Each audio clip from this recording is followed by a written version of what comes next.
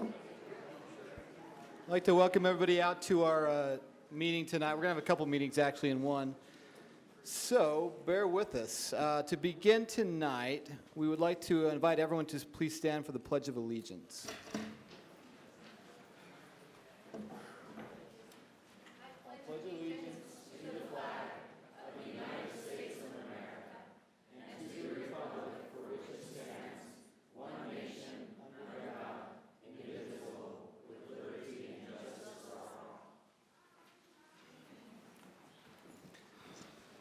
Thank you.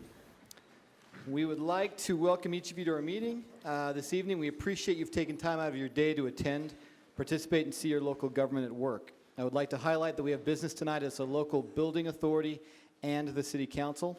I want to make that distinction for the public's understanding and to ensure we have a clear record. Little known fact, council members don't just serve on the City Council. When we're elected also to serve as the local building authority board. Think of it as the council wearing two different hats. We are beginning with the business of the local building authority, or LBA, and then we'll move on to City Council business. To start tonight's meetings, we have laid out some guidelines for decorum and civility to make sure people feel comfortable and safe to participate. So please be respectful during each other's comments. Avoid cheering or jeering because it could cause someone to feel intimidated. Please also help take care of this historic meeting room by not standing on the furniture or leaning against decorative pieces. If you have a prop or a sign, we'll see many of those tonight, please make sure that it does not cause disruption or block other people's views. And signs wider than your chair will be displayed in the hall, please. Also, items like sticks and dowels are not allowed in the room. Please do not approach the dais, this area up here. If you have something to pass out to the council, a staff member can assist you. Where are our staff members tonight? Raise your hands. All right, right here. So they can help you with any questions you may have or issues that come up during the meeting. Also, we recognize that 2 minutes of comment time may not be long enough to get all of your thoughts outlined tonight. Please visit our website, slccouncil.com, or refer to the contact information sheets by the speaker cards in the hallway for information about other ways to share your comments with the council via email, phone, or mail. For those of you who have not been here before, spoken, you'll get 2 minutes, and then a little buzzer will go off, and our staff will tell you time's up. I'll try to make sure that we don't cut you off too abruptly, but if you could be respectful, because we have a lot of folks here tonight who want their turn to speak as well. Last thing, I may repeat this later on in the meeting as well. For those who have parked in the underground library parking garage across the street, we do have parking validations for you, so please see a staff member before you leave if you'd like that. All right, as the LBA, we have no public hearings, potential action items, comments, new business, or unfinished business, but we are now at the consent portion of our LBA agenda to set the dates for Tuesday, May 21st and Tuesday, June 4th to accept public comment regarding the LBA budget for fiscal year 2019-2020. Wait, Mr. Chair, before we vote on that, I just want to say really quickly, because I have a microphone and I can, that a lot of people that are here that are my friends know that my dad passed away a week ago today, and he lived in Salt Lake City housing, and in our facility on 1992 South. And he lived there because he was a realtor all of his life, but he made a huge investment right before the housing crash in 2008, and lost everything in that and had to declare personal bankruptcy, and his business also was bankrupt. And after that, he wouldn't have had anywhere to go and would not have had housing without Salt Lake City. And so just because it's on my mind, and because I think what we do as the local housing authority is important, I just wanted to say that and to thank the city for providing a home for him for the last 8 years. So thank you. Thank you, Councilmember Ward. Mr. Chair, I'll move approval on the consent agenda for the LBA. Do you have a second? Second. We have a motion by Board Member Mendenhall, and a second by Board Member Wharton. Any comment, discussion? All in favor? Aye. Aye. Any opposed? That motion passes. And this LBA meeting stands adjourned, everyone. Now, we are convening as the City Council. We'd like to begin with approval of the minutes for work session meeting minutes of Tuesday, March 5th, Tuesday, March 19th, Tuesday, March 26th, 2019, and Tuesday, April 9th, 2019, as well as the formal meeting minutes of Tuesday, March 26th, Tuesday, April 2nd, and the special meeting minutes of Tuesday, March 29th, 2019. So moved. Second. We have a motion by Councilmember Fowler, a second by Councilmember Mendenhall. Any discussion? All those in favor? Aye. Aye. Any opposed? That motion passes. We are now at our public hearing portion of our City Council meeting. We are going to hear items B1 and B2 as one public hearing. Thank you, Cindy Lou. And I have one card so far, Stephen Michael Christian. I want to say Christian, I apologize.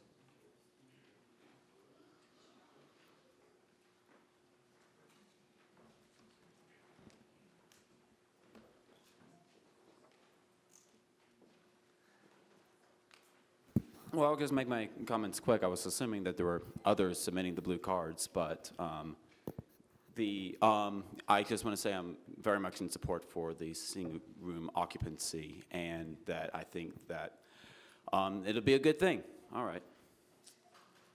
Thank you. Thank you. Appreciate it. I also have Dave Iltis. Came to speak in favor of the green bike grants. This Okay. is the right agenda item, right? So, great. Yeah, it is. I think this is a wonderful news that Salt Lake City is putting so much into the green bike program.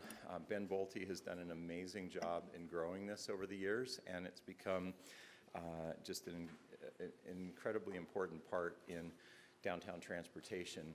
I'm really glad to see that it's going to expand past downtown in the coming year. I hope you vote for these bonds. I also hope especially that the mayor will put more resources into more bike infrastructure to support more green bike and support safer conditions for all cyclists throughout the city. There are many places in downtown Salt Lake, First South, 7 South, for example, that you could go in and put in bike lanes tomorrow without having to restripe or do anything. And we need more infrastructure to support more green bike. And I may be preaching to the choir here, but I hope that the council, as they come to the budget, can work with the administration and continue to increase the budget for more bike lanes, and further to expand green bike to the west side. I'm not sure how much the proposal that Ben has that is for green bike to go to the west side of town, but this is one of the things Mayor Biskupski indicated when she was campaigning, that she wanted to increase the amount of green bikes on the west side of town. Currently, we only have as far west as like 6th West and North Temple. There's nothing on North Temple. There's nothing by the Jordan River Parkway. There's nothing at 9th West and 9th South, where these would all be wonderful places for green bike stations. And I hope the mayor can maybe look into the coffers and find some budget for that too. Thank you. Thank you, Mr. Iltis. I have no other cards. Mr. Chair, I'd like to make a motion. Go right ahead. I move that the council close these two public hearings and refer them to a future consent agenda with the following intent: that it be the intent of the council that Salt Lake City would continue to work with its longstanding investment with Green Bike. That's all. Second. Second. All right. We have a motion by Councilmember Mendenhall, a second by Councilmember Fowler. Any discussion on this? All right, all of those in favor? Aye. Aye. Any opposed? That motion passes. I failed to also notify everyone here that we have more seating across the hallway in our work chambers. And if you are seated over there, you can still comment and get a card to us, and we'll call you over. I'll try and give you a heads up. So if you feel too crowded in here, there's room over there. It's live streamed as well. Our next up is public hearing is a proposed ordinance for a partial street vacation at 239 North East Capitol Street. Do I have any cards or anyone who wishes to speak on this agenda item? Okay, well, seeing none, I will look for a motion. I move that the council closes public hearing and defer action to a future council meeting. We have a motion by Councilmember Mendenhall, a second by Councilmember Fowler. Any discussion? All right, all in favor? I Go have ahead. a little bit of discussion. I'm not sure Sure. if this is the appropriate time to do it now, but on my own, yeah, on my own. This one seems like more of not a simpler, but we haven't had that much opposition to this item. Could we just approve it today and then make our agenda for next time a little bit later? Is that something can be done today, or? I'll look to Jennifer Bruno. I'm sorry, will you repeat the first part of the question? So is it possible that we just approve this item today instead of? You could. The standard practice would be to have the hearing and then decide at the next meeting, but you could certainly decide at this meeting if you wanted to. We also have a pending motion on the floor. Yeah. So we need to handle the motion first, and then if we want to do that, do a different motion. Or you could offer a friendly amendment, right? Yep. Yeah, Good? Okay. Yeah. I offer a friendly amendment. Yes. Okay. Friendly amendment and then change to the wording you'd like. Okay. I move that the council close the public hearing and approve this partial street vacation. Second. So I have to accept it because I made the Oh, that's motion. right. And I accept your friendly amendment. Does the second. All right. So we have a friendly amendment to the original motion by Councilmember Valdemoros, a second by Councilmember Wharton. Is there any discussion on this friendly amendment? All right, seeing none, all in favor? Aye. Aye, and that motion passes.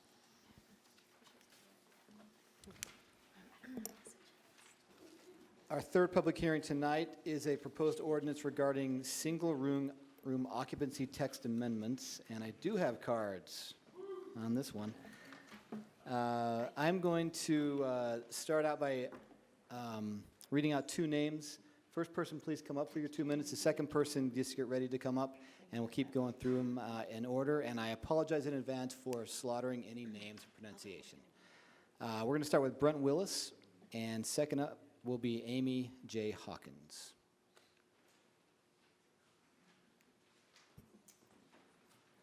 Yes, I'm Brent Willis. I currently own a SRO in Kearns, and we operate the Home Inn Rio Grande Hotel that we operate through long-term lease with the RDA.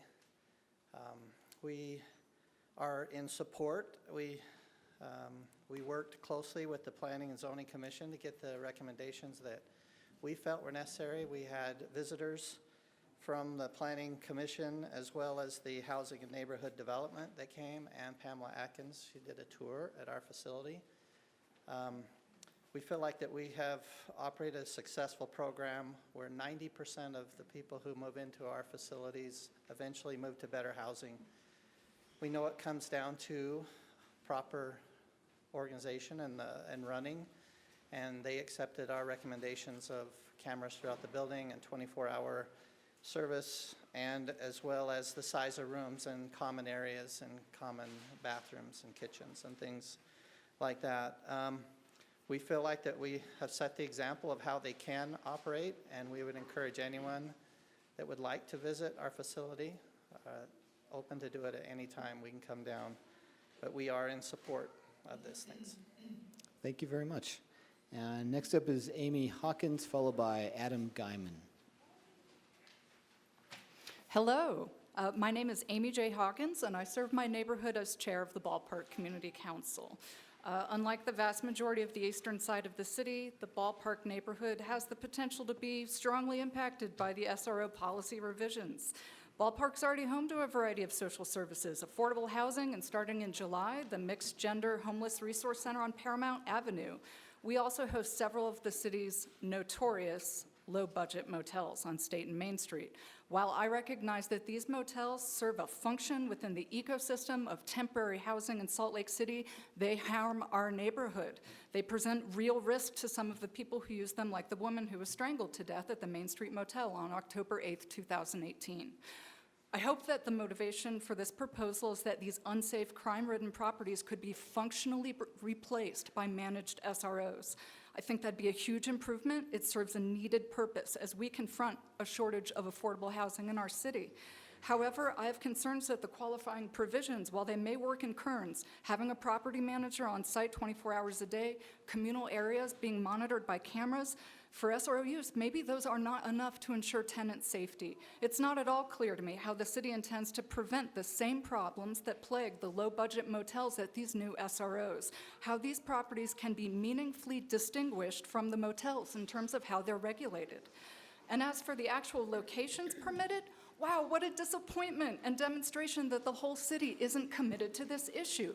I understand that there are no provisions that would prevent the concentration of SROs in any one area of the city. If we really want to represent SROs as a neutral solution to the housing issue, it's particularly strange to me why we see a lack of SROs around the University of Utah, where students, visiting academics, fellows often seek short-term solutions for housing. When will the rest of the city accept their fair burden of affordable housing solutions? Thank you. Thank you, Ms. Hawkins. Next up is Adam Guyman. Following Mr. Guyman, I've got a card, looks like a B, but I'm not sure. So if this is your card, you're up next. All right. My name is Adam Guyman, and I believe that it's important that housing is considered as a right, not a privilege. And a lot of apartment complexes around here are being built where the rent is over $1,000, $2,000 or $3,000 a month, and they're calling that affordable housing.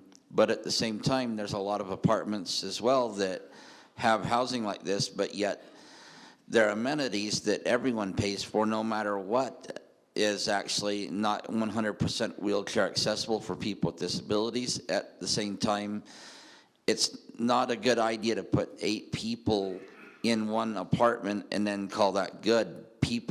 Individual people deserve to have an apartment that fits them and their needs. And it's important that we make sure that housing is not restricted for people. Thank you, Mr. Guyman. Next up, if you could state your name when you come up, and then following him, June Hyatt. My name is Brooks Bergman. I'm speaking on behalf of both the people of Salt Lake that have experienced homelessness, individuals like myself that have grown up, for example, with parents that had terminal illnesses such as cancer, had to move over 20 times in their childhood, had to be able to steal, break the law, so fine gentlemen and women in the corner here can arrest us. Simply because we don't have access to the means of housing in the first instance, right? There's a plethora of problems that exist in Salt Lake City regarding the anti-poor nature of the policies that are in place with regards to tenancy. One might note, for example, that there is a lack of protections regarding tenants' capacity to actually go to court in the first instance, given that we actually have to pay the attorney fees for the landlords if we lose as well. There's a lack of housing availability in the first instance for these individuals as well as a problem of income in general, whereas the majority of people in the United States are 2 paychecks away from homelessness. If we are really going to be having a conversation in which we're talking about the severity of homelessness and the possibility of homelessness in Salt Lake City, we need to be understanding the grounds on which it's happening and the severity at which it is at for the majority of working class people that are renting. Therefore, I think it is significant that we advocate for an increase in single residence occupancy precisely because the problem is only getting worse. As y'all are investing continuously with groups such as Zion's Bank and Chase, the rest of us are being left behind and we are suffering. I have never seen this community come together more united over an issue than I have seen people with regards to tenancy. I know so many people, both personally as well as people in general through social media, that are afraid to talk to their landlords about dealing with black mold. I am one of those individuals. I have seen people whose rent have been raised up and up and up because suburban-style housing is being built in areas such as Mill Creek, of which y'all are having a battle in regards to residency and zoning as well. My question, I guess, or my argument fundamentally is that where is the majority of this development going towards and for who? Time. Thank you. June Hyatt, followed by Tracy Bushman. Awesome. Hi, everyone. Good evening, Mr. Chair and members of the council. My name is June Hyatt, and I am the policy director for the Utah Housing Coalition.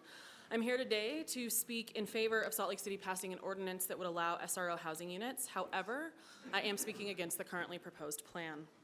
The Utah Housing Coalition is very much in favor of passing an ordinance that allows SROs in Salt Lake City. SROs traditionally are advocated for as housing options for people transitioning out of homelessness. However, these types of housing, along with other alternatives such as accessory dwelling units, are a viable option for people of all income types to address our affordable housing crisis. I bring this up because we are all aware of the rise of NIMBYism in our city and nationwide, pushing back against affordable housing, density, and folks experiencing homelessness.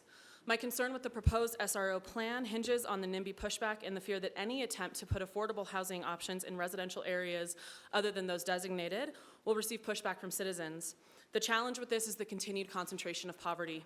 There is a history of a development in our city that I fear has not been considered. I would like to draw your attention to the map that I've provided you. Residential security maps or redlining maps were created by the Homeowners Loan Corporation in the 1930s. They were used by 238 cities in the United States as a tool to determine where home loan mortgages should be extended. Areas were color-coded based on the perceived risk of lending in that area. Area codes were considered the highest risk that were labeled hazardous. As you'll see, this practice came to be known as redlining. The same criteria were used across the nation to grade neighborhoods. Areas that are listed in green or marked as A were considered hotspots. Areas where lending was great, we wanted to see home investment going in. Second grade or B areas, color-coded blue, had been completely developed, and while they were good areas to live in, they weren't what new homeowners were seeking. Third grade or C areas, colored yellow, were becoming obsolete and experiencing decline. And areas that were red or graded D are neighborhoods that had lower rates of homeownership, poor housing conditions, and detrimental influences in a pronounced degree. The area D1 that you'll see at the center of the map, located immediately east. Apologies. Okay, thank you. I'm going to leave some materials with staff for your library as well. All right, thank you, Ms. Hyatt. Next up, we have Tracy Bushman, followed by Pamela Atkinson.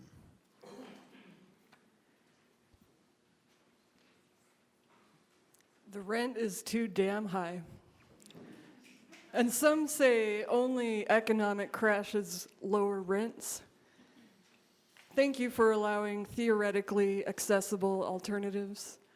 But aside from reevaluating our collective understanding of affordability, we need to rent control SROs so that we don't get schemes rented like Ubers to tech professionals in San Francisco, where neo-capitalist landlord conglomerates like HomeShare and a billionaire club of God knows who are laughing all the way to the bank while they subdivide apartments into segments and lease each segment at standard rent prices, which are too damn high. Under a formal system, these units should be actually affordable. What's happening in San Francisco is arguably informal and by rent price alone exploitative. Perhaps Salt Lake City is trying to have it both ways, believing we can have categories of demographics operating under separate physical laws. And then I didn't know what to write after that, so I'm going to just stand up here till my time is up.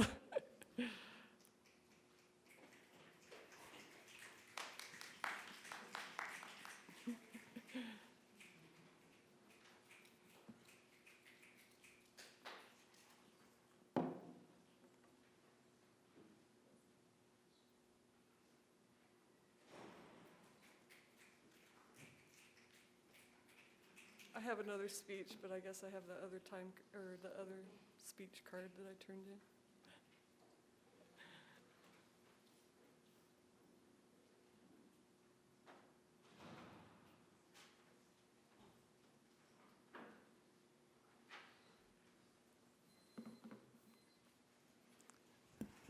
Thank you, Ms. Bushman. Pamela Atkinson, followed by Adam Wells. My name is Pamela Atkinson, and I'm a community advocate. And I've been looking at SROs now for the last 3 years. We've had focus groups with our homeless friends, and we've listened to what they had to say. It's certainly a trend across the country, and what we are pledging, if this the text amendments go through, what we're pledging is that we will be very accountable that these SROs, unlike the ones in the 1980s and 1990s, will never, ever become flop houses. And our homeless friends are very interesting. Many of them receive SSI and will be paying 30% of the rent. But many of them also know that there are several kinds of SROs. One tier may be for those that are self-sufficient, that we already have here. And then there are the others where people have a little bit of mental disability or physical disability. But people have different needs, and the SROs will be run according to their needs. There will be security. There will be a strict visitor policy and strict policies regarding use of drugs and alcohol within them. We've worked closely with the city with these amendments, and we're grateful for what they've come up with.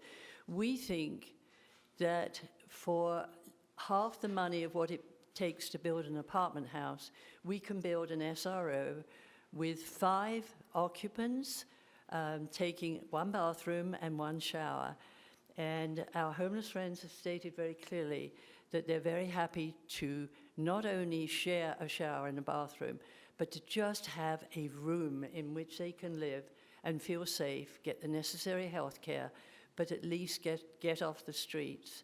With a communal kitchen and a community room where people can come in and do games, etc., then we know that these SROs will, as outlined in the new amendments, will be very successful. Thank you for the opportunity. Thank you very much, Ms. Atkinson. Adam Wells, followed by Bernie Hart. The rent is too damn high. We need options like this. I'm kind of amazed I haven't even heard of this until a couple weeks ago, until I heard about this event. It's just, the rent, it's too high. Why do we give so much of our money and our time and our income to a landlord that provides nothing except for a roof? It's not a right, it's a necessity. It's an element of life: food, water, shelter. That's what they teach you. So it's not, why are we the only people stupid enough to pay for shelter? We're the only animals on this whole earth stupid enough to pay for our own shelter. I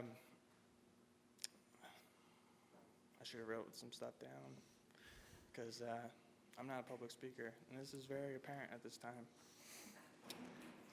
But you know, it's just landlords. It's, first of all, like, they don't build affordable houses anymore. It's like all these ivory homes, and they're getting bigger and fancier and more expensive. Who can afford it? Like, the housing market in general has gone up, shot up in Salt Lake City, Salt Lake County over the last 4 years. And they just keep building nicer and nicer and nicer. Where's just 4 walls and a roof I can buy so I can have shelter? Why isn't it affordable? That's my only question, is where is the affordable housing? What options do people have just to put a roof over their head so they can lay down at night and have shelter? That's all people want. They don't need all these fancy, you know, multi-thousand square feet ivory homes, and I don't need a name drop. They're all awful. We need stuff like this. We need different options that people can afford to stay off the street, stay safe, and be empowered in their own life. You know, even time. We'll see you back. Thank you, Mr. Wells. Bernie Hart, followed by Margaret Holloway.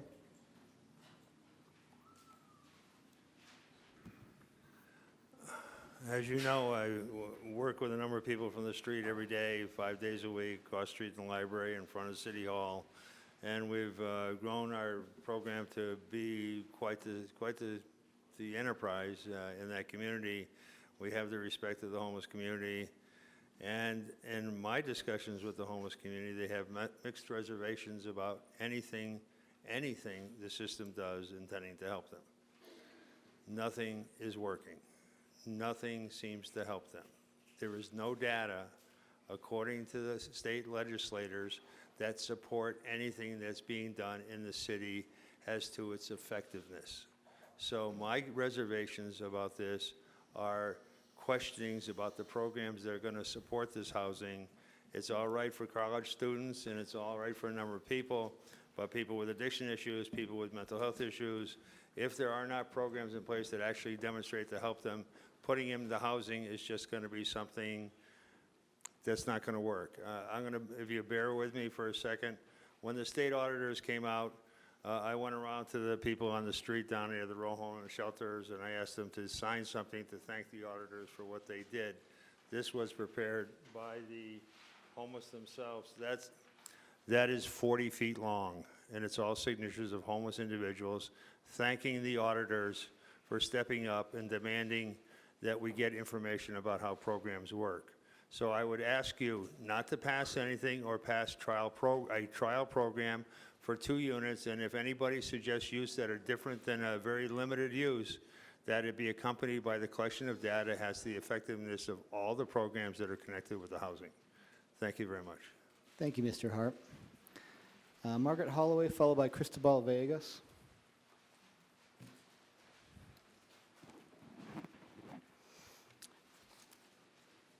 I'm concerned that the proposed programs lets the rest of the valley off the hook. I don't see in writing or in the papers for every place I read that Murray, Midval, Cottonwood Heights, Draper, Harriman, all long tracks are doing anything except filling in their spots as fast as they can so the state won't come and tell them they've got to put in affordable housing. Sandy City, 7th East, they just pushed through city council, overruled their planning and zoning because they were terrified that the state would say, okay, you got to put in affordable housing. They're building so fast. And I just don't want the city to keep having to pull in everybody. We already have problems with housing that slumlords are in control of. That is poor housing, and we can't get, I have 2 houses on my street that are so badly done, but they are rented out under government housing because there's no other place for them to go. And there's nobody forcing them to clean these places up. And I just wish the mayor and the city council would push the valley, for the county. I don't know if the county's got a program going, but I would think that it would help disperse it further out. They need jobs, they need housing, they need, it's not just Salt Lake City's responsibility to take care of the situation. But the rest of the valley seems to be allowing Salt Lake City to take the brunt of this. But thank you. Thank you, Ms. Holloway. Cristobal, followed by George Chapman.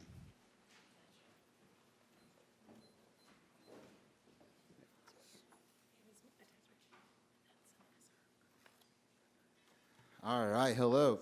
Well, my name is Cristobal Villegas. I'm a resident here in Salt Lake City.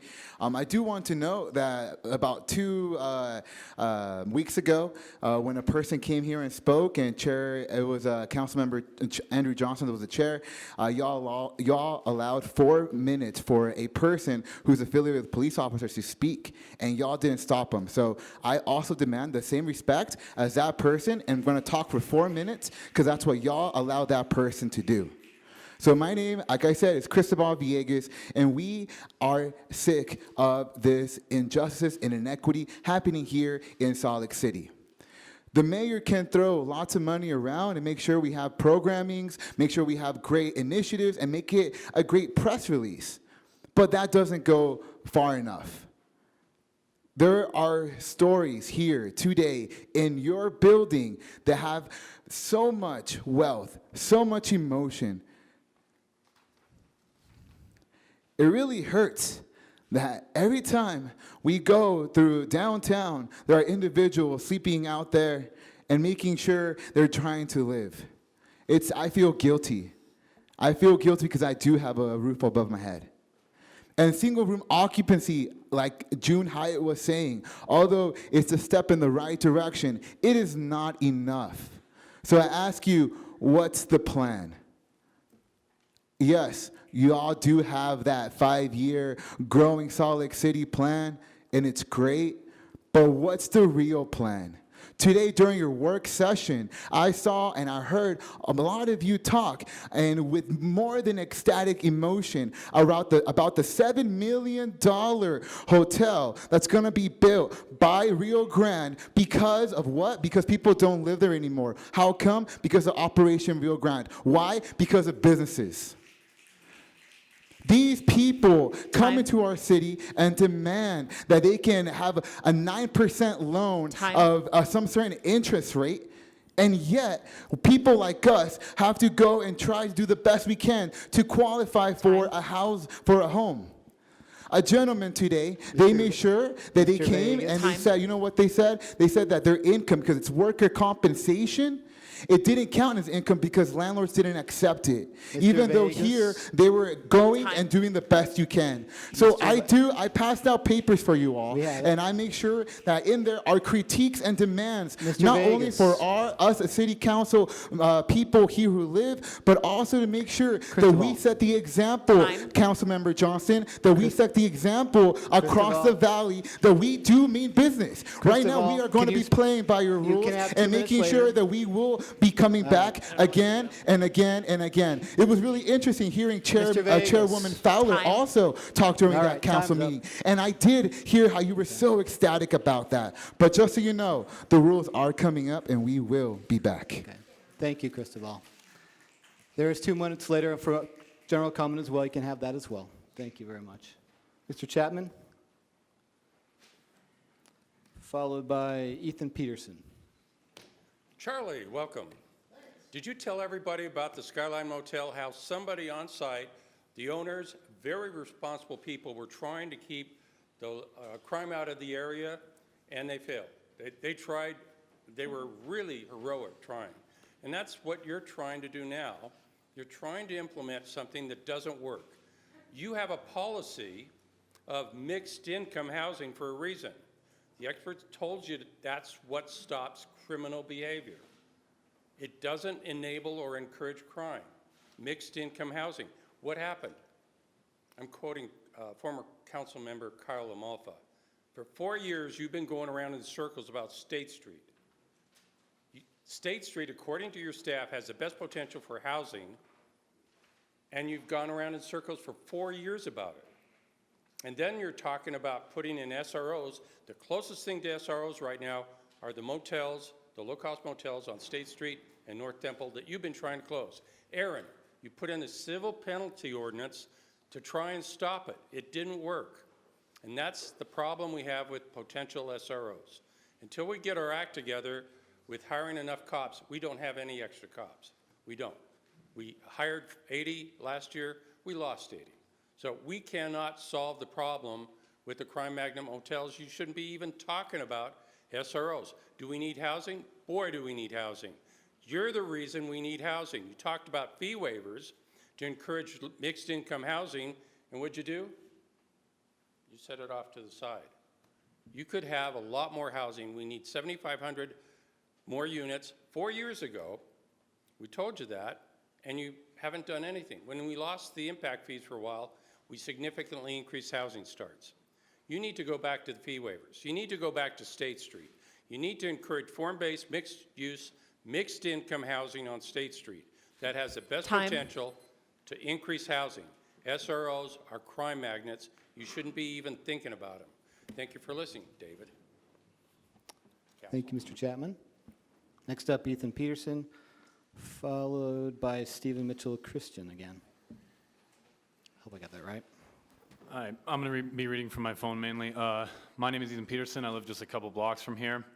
As always, I'm going to acknowledge that we're having this meeting on occupied Shoshone, Goshute, Paiute, and Ute territory. I think that's really relevant when we talk about affordable housing, because if you've spent any time in Salt Lake, you've seen how many indigenous people are unsheltered right now, which is a freaking crime. Okay, that's a crime. I'm not an expert on affordable housing. I've had personal experiences with trying to afford it. Right now I'm in a house with 3 bedrooms, 5 adults live in that house, and we have hosted unsheltered people numerous times in our living room, on our driveway, and that is not something that should fall to already low-income people in this city. There are ways around this, okay? Right now, wealth equality in the U.S. and across the world is at near Gilded Age levels. The world's 26 richest people own as much as the world's poorest 50%. which means that 26 people have roughly the wealth of 3.8 billion people. That's insane. It's despicable, it's unforgivable. Meanwhile, people must live unsheltered and go hungry while others own multiple massive homes which are unoccupied much of the time. While Utah ranks as one of the least unequal places in the United States, we still have massive struggles addressing child hunger, unsheltered people, and poverty, which has been repeatedly shown to disproportionately impact women and children. The racial and gender disparities and wealth inequality have been obvious for a long time, and they've been demonstrated empirically. We have not solved these issues. Additionally, individuals who have LGBT sexual identities and non-binary gender identities frequently face discrimination in employment and housing. It should be made clear that this is not because these are intractable problems that the world is just trying to wrap its head around. We have enough food and space to feed and shelter everybody. This is a problem because there is a lack of political will. This is a problem because there is a tiny fraction of extraordinarily greedy and selfish people who make decisions and influence politics to such an absurd, corrupt degree that others are left hung out to dry. With regard to SROs, inclusionary zoning and renter protection, I haven't studied them in any great depth, but if changing the way that SROs are defined and the way that the city is zoned increases housing for people, then we should do that. If inclusionary zoning allows less privileged people and lower income people to have more secure, accessible housing, then we should do that.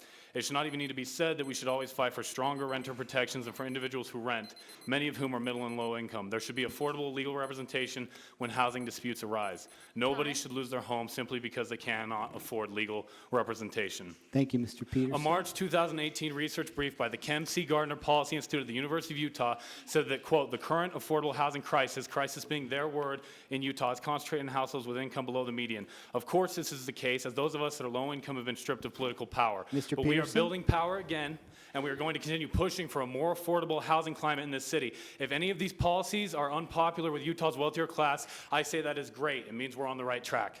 Thank you, Mr. Peterson. I'm going to hold on one second before Mr. Christian comes up. We have a lot of people in here tonight. A lot of people want to speak as well. I want to make sure everyone has a chance. I understand frustration, but everyone else is also here too to speak. So let's please, if we could, respect each other. You can have another 2 minutes later on in the meeting. We've got open comment later on as well. You're welcome to do that. So I appreciate that. Next up, Stephen Michael Christian, I believe. Thank you. And then Dave Iltis following him. Second time's a charm. All right, my name is Stephen Michael Christian. I'm here to, like many other people here, to support SROs, along with inclusive housing and tenants' rights to counseling. Housing must be a right, not a privilege, as others have said tonight. But I want to address everyone here tonight more than the City Council, because I would rather speak the truth to the powerless than to the privileged and affluent.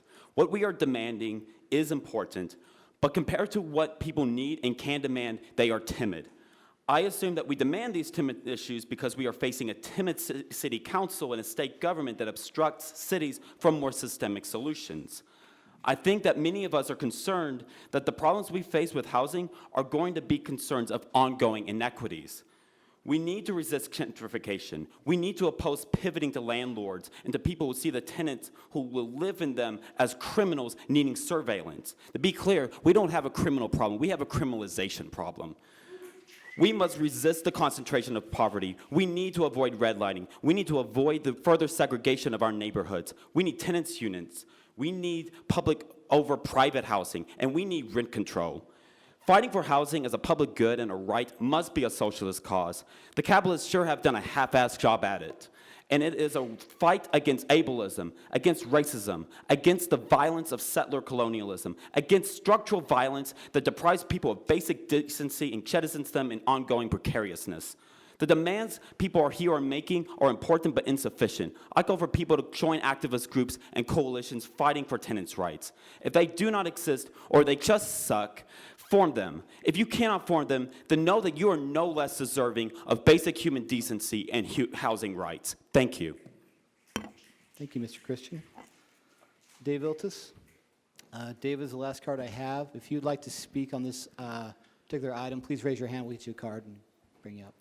My name's Dave Eltis with Cycling Utah. In general, I'm in support of SROs, and I haven't studied this particular ordinance fully except for one section of this, which is the parking requirements.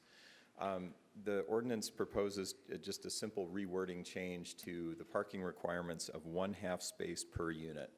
Salt Lake City has an oversupply of parking. You have an unreleased parking study that the administration has refused to release. I don't really know why, but that shows that each parking spot in multifamily units raises rent by approximately $240 per unit. The parking minimum in this, it's a parking minimum of 1/2 spot per unit. So if you take that and divide that out, that's, the parking minimums are causing $120 per unit in increased rent for whatever SRO happens to go in if you don't remove the parking minimum. You need to revisit this and look at an assessment by need for parking rather than a blanket parking minimum. The parking minimum makes no sense. They're going away throughout the entire country, and you need to look at removing that section of the ordinance, not just a simple rewording change. Thank you very much. And and replace the parking by having and requiring appropriate bike and other mobility solutions, storage, safe storage for bicycles, safe storage for scooters, or other choices that people have that are non-motorized and non-car based. Thank you. Thanks, Mr. Iltis. Ender Guardian. I just have something really quick to say. As a homeless person, I think it's really easy to fix homelessness. Stop treating the symptoms, or stop treating the symptoms and just treat the problem. If you have drug addicts out there, put them in rehab. That gives them somewhere to live, and it also gets them off drugs and puts them forward into the future for actually having a future. Also, for the mentally ill, put them in mental institutions. That gives them somewhere to stay. It also helps them control their illness. Also, I don't see why it's so hard to make affordable housing. Do a $1 per square foot law. If someone's studio apartment is only 200 square feet, shouldn't it only be $200? That's all I have. Thank you, Mr. Guardian. Mariella.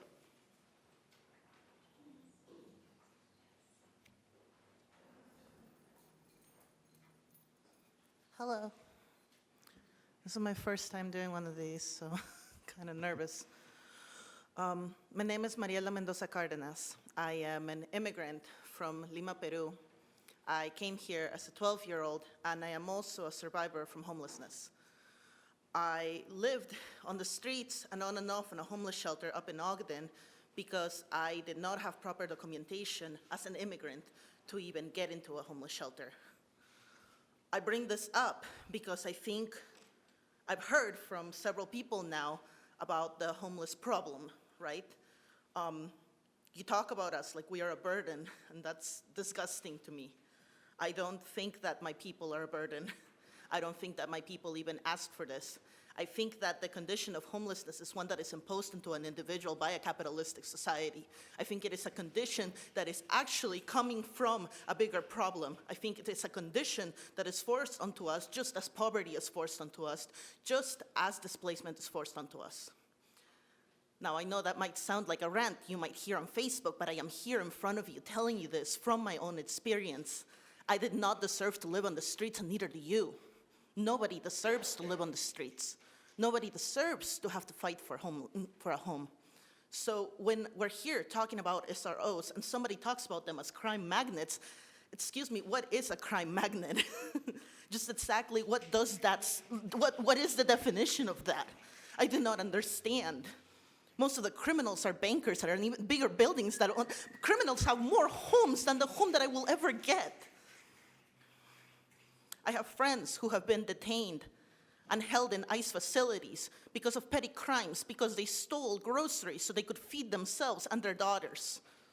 And yet, justice is not something that is normal for them. Justice is a foreign term to them, just as I am a foreigner here. But I guess my time is up, and so I hope you take this with you. We're here. You can't get rid of us. Thank you, Mariella.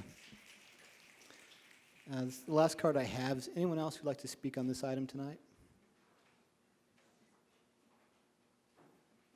Okay. Yes. Oh, I apologize. Come on up and just state your name when you come up, and then we'll have you fill the card out after.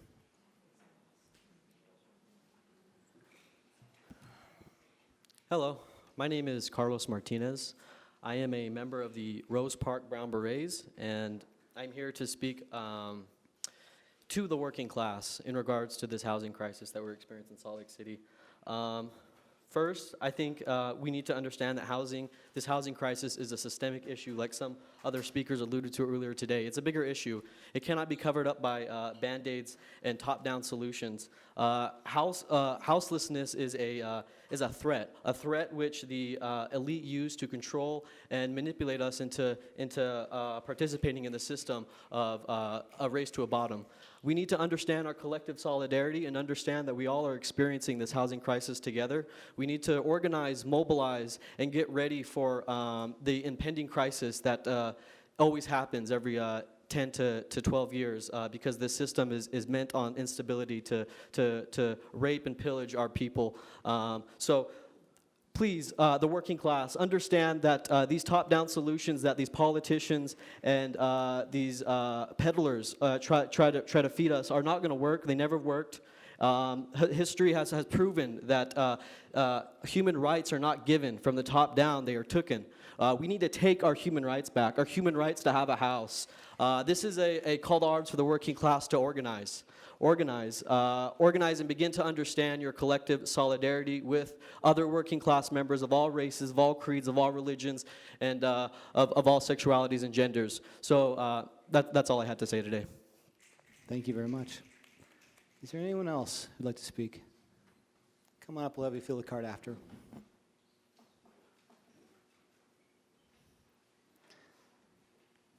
If you wouldn't mind to state your name too when you come up. Thank you.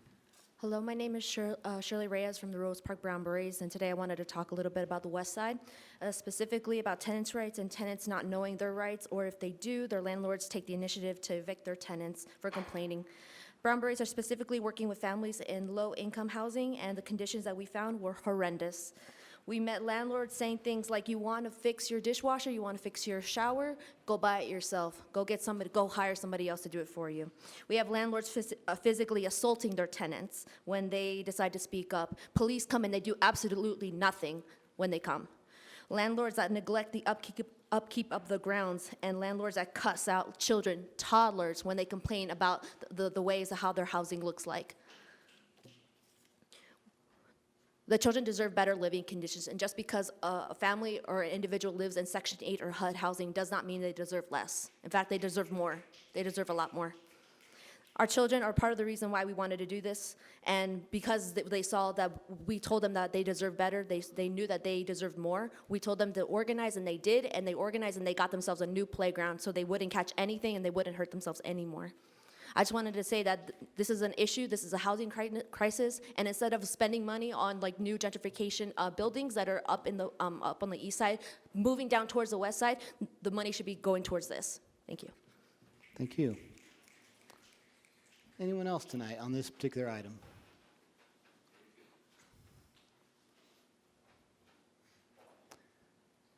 If you also wouldn't mind stating your name and filling a card after. Thanks. I'm Antonio, represent the Rose Park Brown Berets, and I come here speaking for the youth from the west side, from Rose Park, from Glendale, from West Valley, and we see things changing in Rose Park. We see these expensive apartments coming near our communities where nobody in Rose Park can afford them. Who the hell could pay $1,000 a month for an apartment in Rose Park? Nobody can. And instead of putting green bikes on the west side, we need affordable housing. And our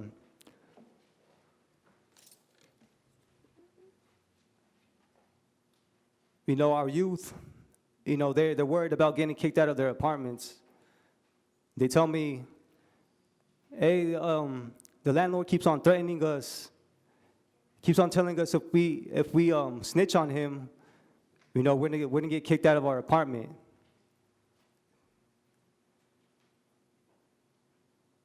The rent keep on going up,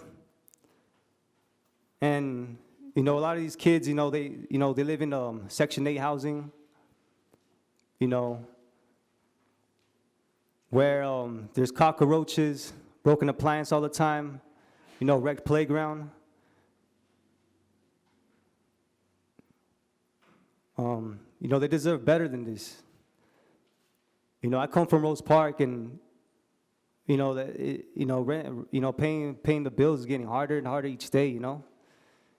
And last year I was here as well, and you guys put more money into the police department, and I called you guys all criminals, and you guys are criminals. Why? Because Cody Bilgar got killed in Rose Park. Justice for Cody, by the way. Instead of putting more money into things that this wasteless, like the police department, Time. put it more into resources. Affordable housing, a mental health facility, a drug rehab facility. Peace. Thank you. Anyone else tonight on this item? Two more folks. Come on up. Let me fill a card out afterwards. I think we have enough cards.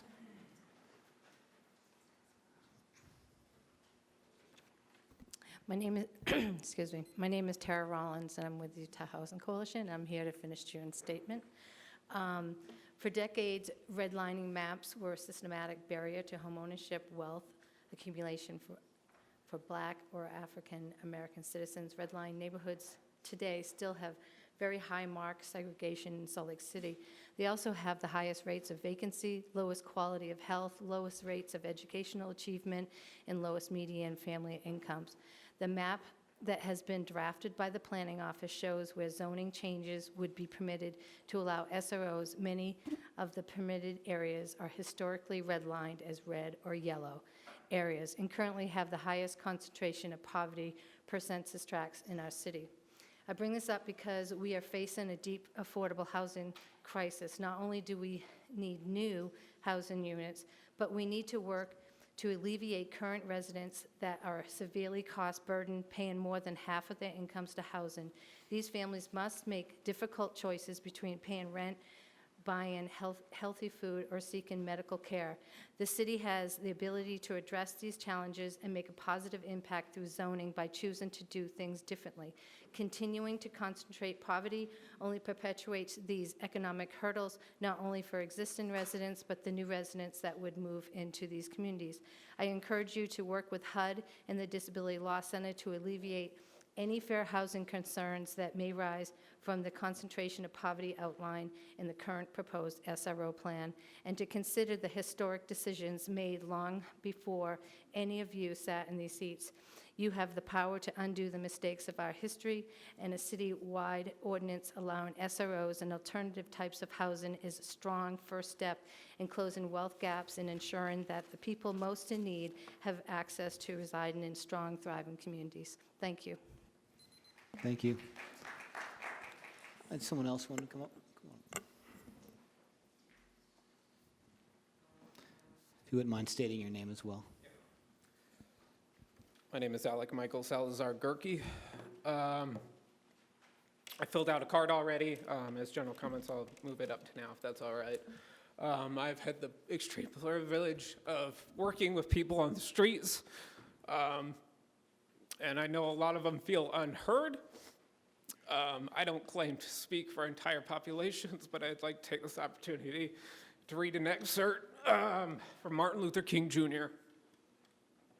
At this time, it is necessary for me to be vigorous in condemning the conditions which cause persons to feel that they must engage in riotous activities. It is for me to condemn riots. I think America must see that riots do not develop out of thin air. Certain conditions continue to exist in our society, which must be condemned as vigorously as we condemn riots. But in the final analysis, a riot is the language of the unheard. And what is it that America has failed to hear? It has failed to hear that the plight of the poor has worsened over the last few years. It has failed to hear that the promises of freedom and justices have not been met. It has failed to hear that large segments of society are more concerned about tranquility and the status quo than about justice, equality, and humanity. And so, in a real sense, our nation's summers of riots are caused by our nation's winters of delay. And as long as America postpones justice, we stand in the position of having these reoccurrences of violence and riots over and over again. Social justice and progress are the absolute guarantees of riot prevention. Thank you. Thank you. Is there anyone else who'd like to speak on SROs tonight?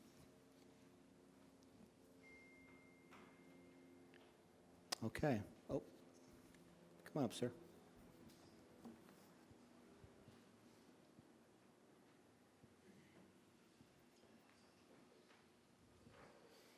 I'm Jeff Williams. I live here in Central City, and I was homeless. I had my housing for a year. I live down by Sears, and that's a beautiful old building. It was the first large building built in Salt Lake City after World War II, and it's just sitting down there vacant. I think you guys ought to take a look at it. It could be, you know, I don't know. I think you could do some, make a resource center out of it or something, you know. So Sears isn't going to use it. They're just opening small stores now. So I think it's just something you guys maybe ought to take a look at, maybe a short stopgap, you know, for like some of the homeless. You could put army cots in there. I don't know. It's a beautiful building. If you've been in there, I'm sure all the granite. And it'd be a shame to see it torn down. All right, that's all I have to say. Thank you very much. Anyone else on this item? Okay. Seeing none, I'll look for a motion. Mr. Chair, I move that the council close this public hearing and defer action to a future council meeting. Do we have a second? Second. We have a motion by Councilmember Mendenhall, a second by Councilmember Wharton. Is there any discussion on this item? Councilmember Mendenhall. Yeah, thank you, Mr. Chair. I want to just thank you all for coming out tonight. We actually enjoy listening to you. And I've had conversations with some of you, with other council members leading up to tonight. We appreciate the thoughtfulness. I appreciate the thoughtfulness. I can't speak for all my peers of that you've put into these things that we're considering. I love the passion that you bring to equity in housing in this city, to geographic equity in access to housing, and also to the elimination of the concentration of poverty that is systemic, it is historic, it continues in many regards, and I just really appreciate the momentum you bring to us tonight. I also want to mention that in my years on the council, I would say that this is the least timid council in Salt Lake City's history when it comes to affordable housing. We've allocated $21 million and more to addressing this crisis we are in.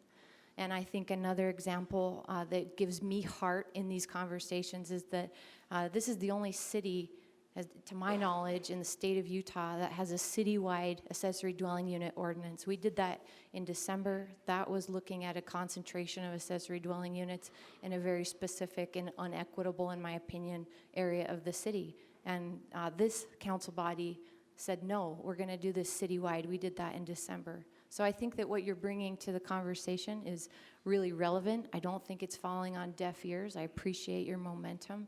And I think the fact that we're looking at an SRO expansion in the city is a wonderful thing. And I think we're going to keep listening to you. So thank you, Mr. Chair, for that opportunity. Anyone else want to speak on this, council? Okay. I agree with Councilman Mendenhall. Thank you. Those words. I'll look for a vote then. All in favor? Aye. Any opposed? That motion passes. Our next public hearing is a proposed ordinance related to budget amendment number 5 for fiscal year 2018-2019. I'm not sure we have any cards. Yes, we do. Okay, thanks, Cindy Lou.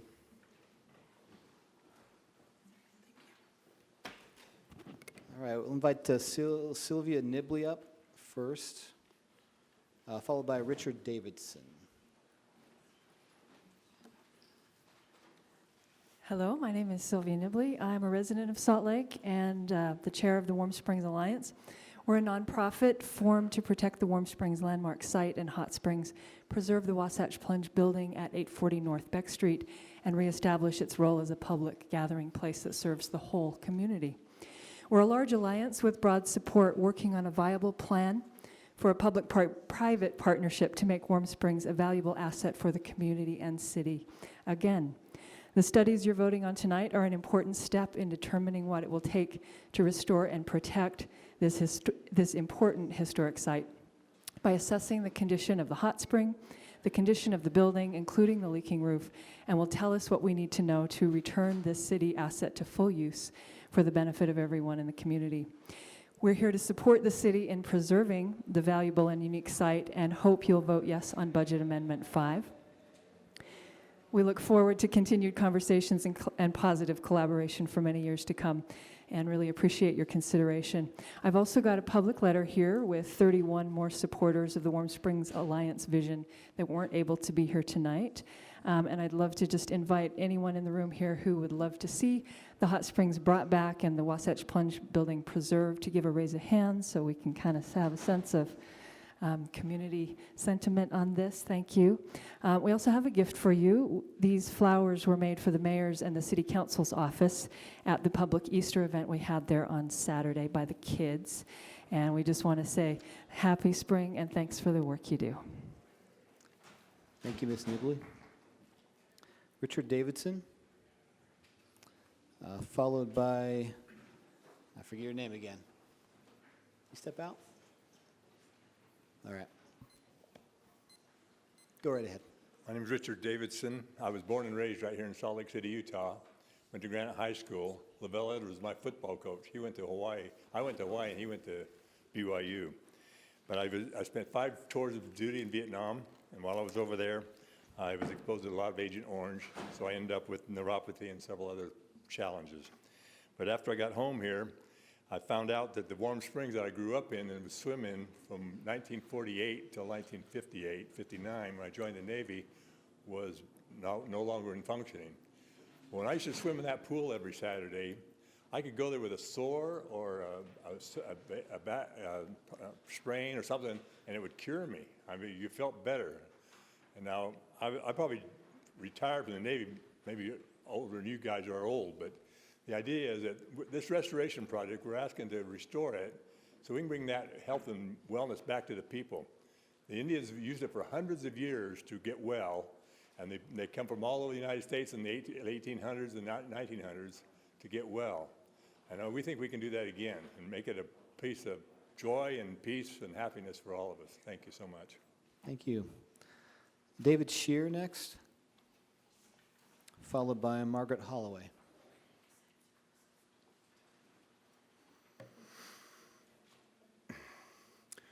Good evening. I'm David Shear. I'm an architect and urban planner and a founding member of the Warm Springs Alliance.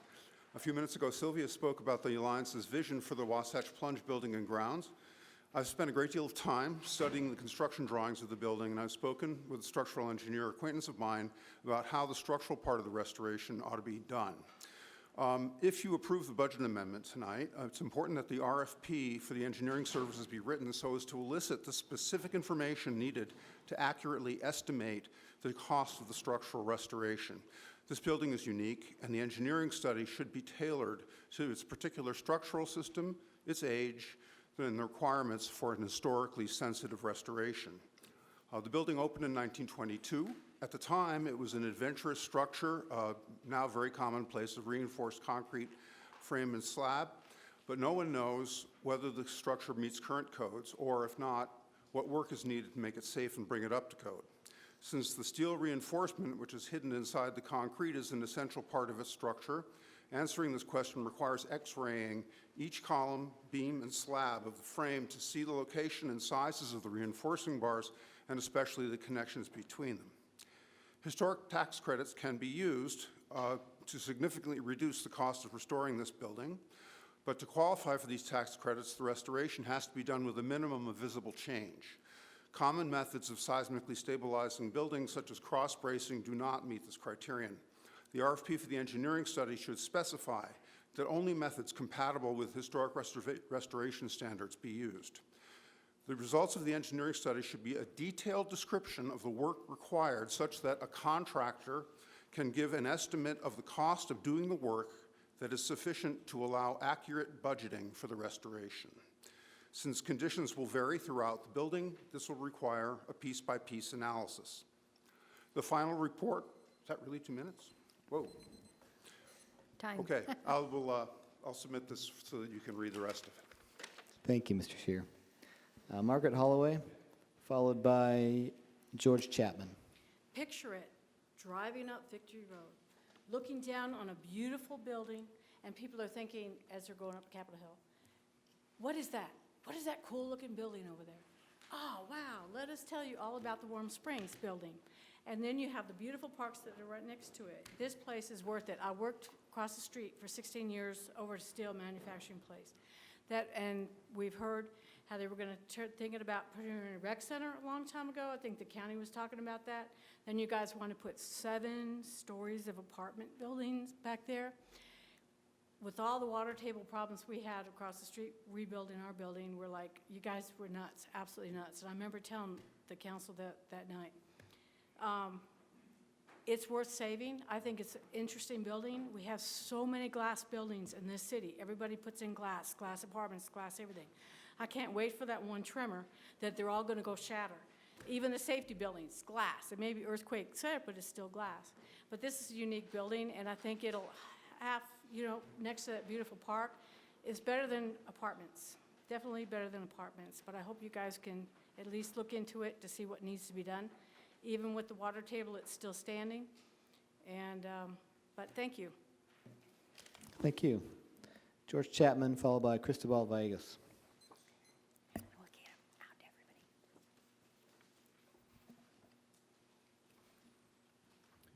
This is on the budget amendment, right? Yes, it is. So why the heck do you think we need a $400,000 transit hub on 2nd South and 7th East? That doesn't make sense. You want one on the west side too, which actually makes more sense, but so you're spending money on projects instead of service. You should be trying to increase ridership, and that's not how you increase ridership. 300 West, you're taking out the money using for 27 South and 15 South. It needs sidewalks. You're putting in 2 new routes, bus routes in August. You should be pushing sidewalks on 300 West. Please prioritize sidewalks where there's bus service. Otherwise, you're not going to get ridership increase. And finally, let's talk about Life on State. $4 million to increase transportation infrastructure on Life on State. But what you really need is not pretty roads. You need better buildings and mixed use, mixed income, right? When you took over the Capitol Motel on 17th South, it stopped the crime magnet that was there before. You need to do that and encourage development on State Street more than you need transportation. Transportation on State Street should be after prioritizing for more housing. To increase housing development with form-based zoning. We talked about this for 4 years. Where's the housing on State Street? Why aren't we closing the motels there and putting in low-income, mixed use, walkable neighborhoods on State Street? You have wider sidewalks, and you're prettifying the road, but what about the housing? $4 million for prettifying the roads on State Street. What about housing? Why don't you do a fee waiver for anybody who wants to build mixed income on State Street? Please. Thank you, Mr. Chapman. Cristobal, followed by, I forget the gentleman's name who had the... They are not here. Lever? Okay. They're not here. Go right ahead. Yeah, thank you. Thank you for your time. I will abide to the 2 minutes now. I just want to make sure I prove that point. So I do appreciate, I just want to say thank you to listening to all the different voices that came up. This was a response of the multi-month campaign on housing justice, so expect more. So it should be exciting. But on the budget, last time I came, I spoke about the census worker, and I didn't see any edits done that's been provided in your in the work agenda or the formal agenda agenda for this session. So I wanted to make sure that, again, I voice, and it's also on the record, that the person who becomes a census worker needs to understand the dynamics of the marginalized population. I think this week, or was it yesterday, the Supreme Court is listening to the different definition for citizenship. Can this person navigate that? Are we making sure this person can navigate? Again, the job description is not up to what I think. Again, I'm just a Salt Lake City resident. I don't get paid for this, but it's not meeting my expectations of what a Salt Lake City employee can have in the requisites to conduct and coordinate the census across the city, especially making sure that if that question does exist, that people don't feel afraid to answer the question. And unfortunately, that's where it has been used historically to single out people. And we know this from history. So again, I just implore, look at the job description of that and make sure that we have a person who's equitably minded, justice oriented, and as well can understand the plight of the marginalized community. Thank you. Thank you. Finally, one more shout out to Mr. B in the hallway. Okay. Anyone else like to speak on this item tonight? Oh, two? Coming up first. This is the budget amendment, including that. Yeah. So, hello. My name's Thea Brannon, and I'm a Salt Lake City resident. I've been here about 20 years, and not long after I arrived, I was driving, I don't know, on Beck Street or something, and this building caught my eye. I was like, my God, what is that? That is really unusual. It's beautiful, and what is it? So I pulled over and tried to walk around it and find out what it was, and I had no idea, of course. Well, later on, I found out all about how Warm Springs was a very historic site. Most cities don't have a springs right in their city. I mean, it's a wonderful, unusual thing.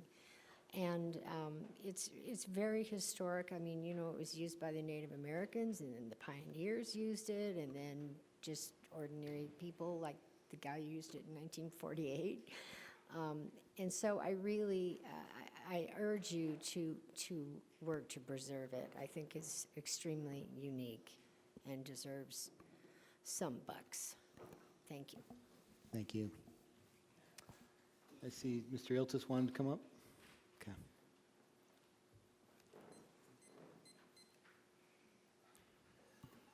There's a ton of great alternative and active transportation pieces of this budget amendment, and it's really cool to see. There's the Sugar House Circulation Plan, which hopefully will reduce congestion in Sugar House. There's 27 South, which is there were a lot of public hearings, and it looks like the administration is actually going to do pretty good stuff on 27 South, which is nice to see. Life on State, disagree with Mr. Chapman that you shouldn't pay attention to the road. You absolutely should pay attention to the road. State Street as the roadway is a disaster. It's speeds are high, there's too much congestion, there are too many lanes on State Street, and it's despite the fact that tons and tons and tons of people use that for bike transportation, scooter transportation, and walking, the street itself is dreadful. And so please do fund fully Life on State, and please communicate with UDOT and ask UDOT to change their obstinate stance on lane widths and number of lanes so that you can turn State Street into a real street instead of something that is just uncomfortable for everyone to be on. So, and lastly, on all of this there's a number of street reconstruction projects that are mentioned in this, including 300 West, which Salt Lake didn't get the build grant, 1500 South and such. You need to enforce the Complete Streets Ordinance as it is for every reconstruction, repaving, restriping, chip seal project, and so you will never, ever, ever get situations like what Mayor Biskupski did on 2100 South. That's unacceptable, remains unacceptable, and you need to look at getting the Complete Streets Ordinance either enforced or improved, and of according to transportation, they want to wait 1.5 years, and that's not Time. okay. Thank you. Thank you. Does anyone else like to speak on this item tonight? Okay, Mr. Guyman?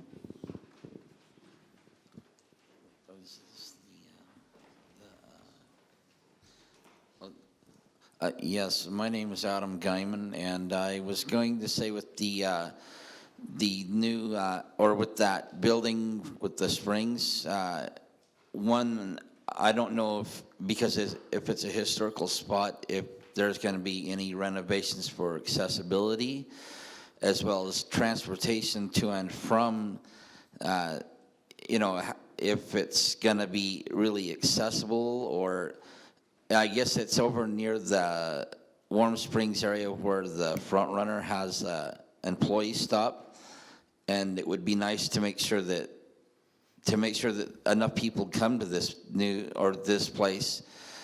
We need to make sure public transportation is up to par with that as well.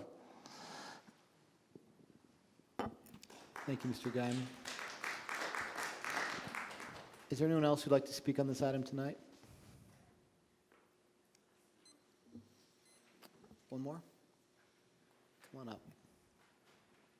Just state your name if you wouldn't mind, and then fill a card out afterwards. Hi, my name is John Wilkes. I'm a resident in Murray. I live very close to State Street. I'm not sure if this applies to this amendment, but one thing that is of great concern to me as a terminal pedestrian is crosswalks, safe places for people to cross the street on State Street, other than, you know, major intersections. There just aren't any. Okay, we wait till someone gets killed, like happened in South Salt Lake, to put in a signaled crosswalk. I think that a lot more, we talk about walkable communities, and that I'm just not seeing that happening. It's all, you know, automobile oriented, and I think we need to have safer places for kids and elderly people and people with disabilities to get across the street without having to, like, go, you know, half a mile to the next stoplight. Thank you. Thank you. All right, anybody else on this item tonight? Mr. Chair, Seeing none, I'd like to make a motion. please do. Mr. Chair, I'd move that the council close the public hearings and adopt an ordinance amending the FY 2018-2019 final budget of Salt Lake City as proposed by the administration with the following additions and changes. That we add item 8A to the hiring of a temporary full-time census coordinator position. We modify item E5, the Salt Lake County Regional Transportation Choice Fund, Life on State Design and Catalytic Site Implementation, and that we add council added items I1 and I2 with the tuition reimbursement program. We have a motion by Councilmember Fowler, a second by Councilmember Luke. Any discussion on this item? All right, all in favor?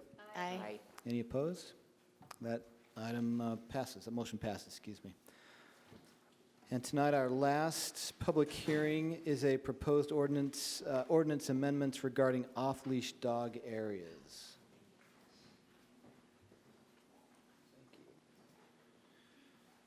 And we are going to start with Curtis Montblanc, I guess, Margaret Holloway afterwards. Hello, my name is Curtis. This is my first time making public comment here at the City Council, and I am a little nervous, so please bear with me. I appreciate all the passion that's been shared at this microphone this evening, and I too am passionate about this issue, but maybe not as you'd see, and I apologize if my passion comes off as anger. That is not my intent. A little while ago, a friend shared a link to I believe it's called Your Work Meeting.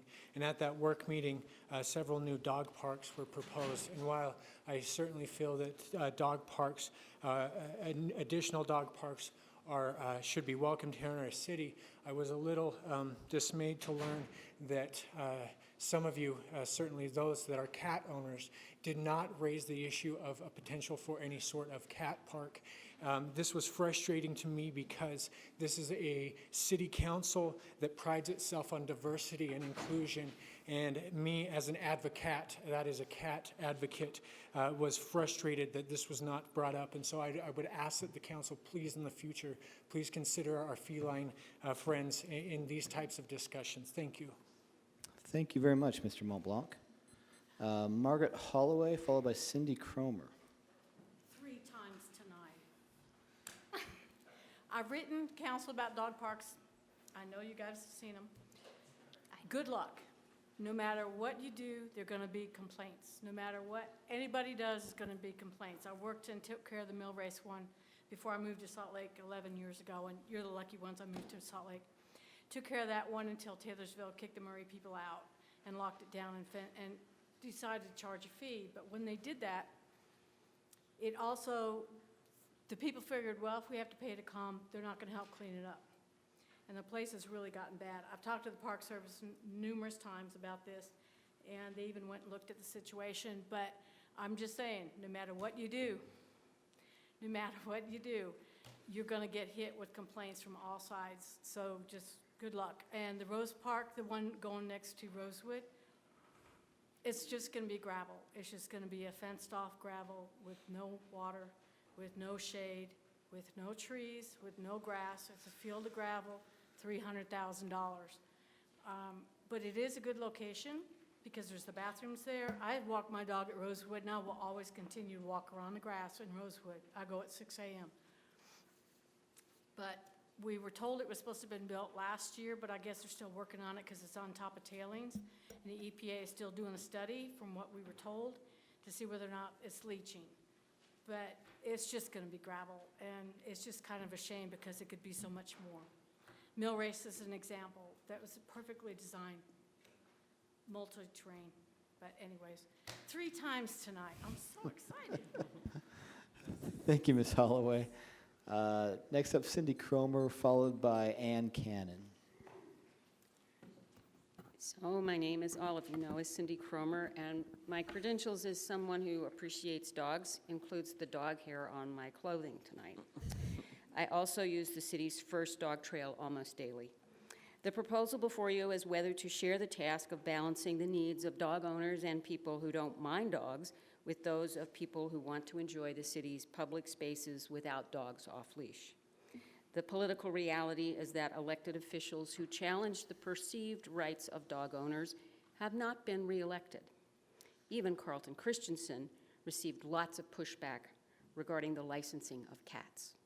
The licensing of cats.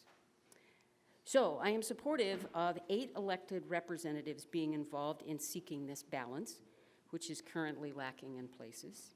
Please stay in the conversation about dog parks. Thank you. Thank you. Ann Cannon?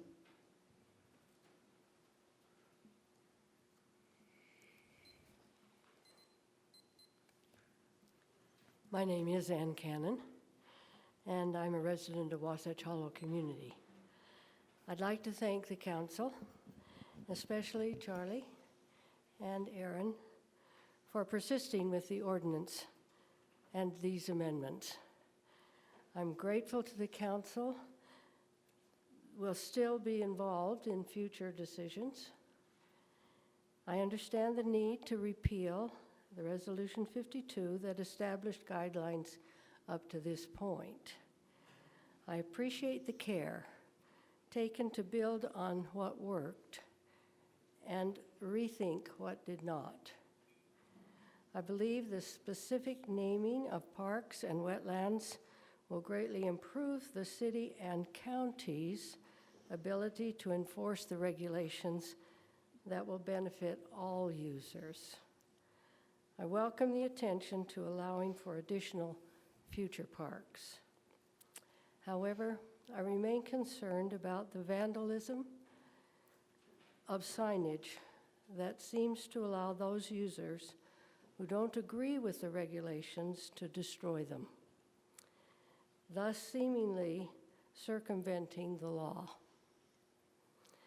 I do hope that the future attempts to educate, if necessary by fines, will be a success for the future of our parks and public lands.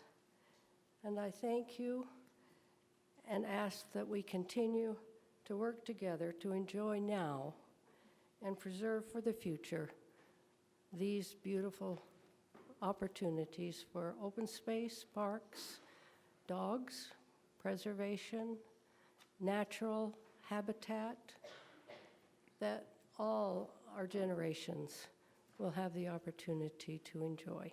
Thank you. Thank you, Ms. Cannon. Nancy Von Allman.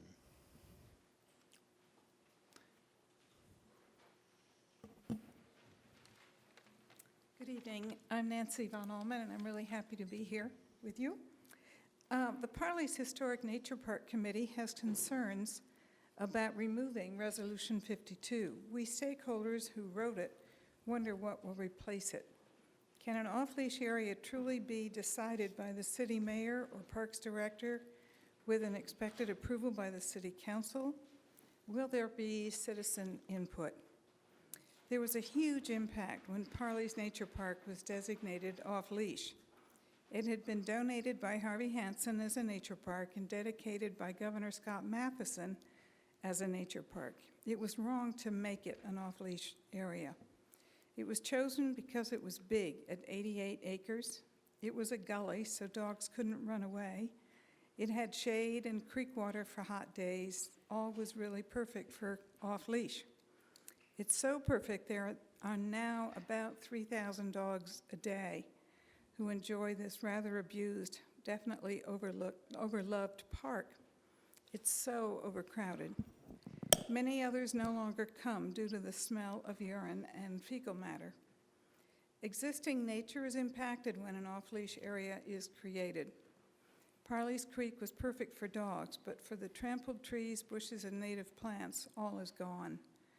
For wildlife and nesting birds using the riparian habitat for centuries, all was lost.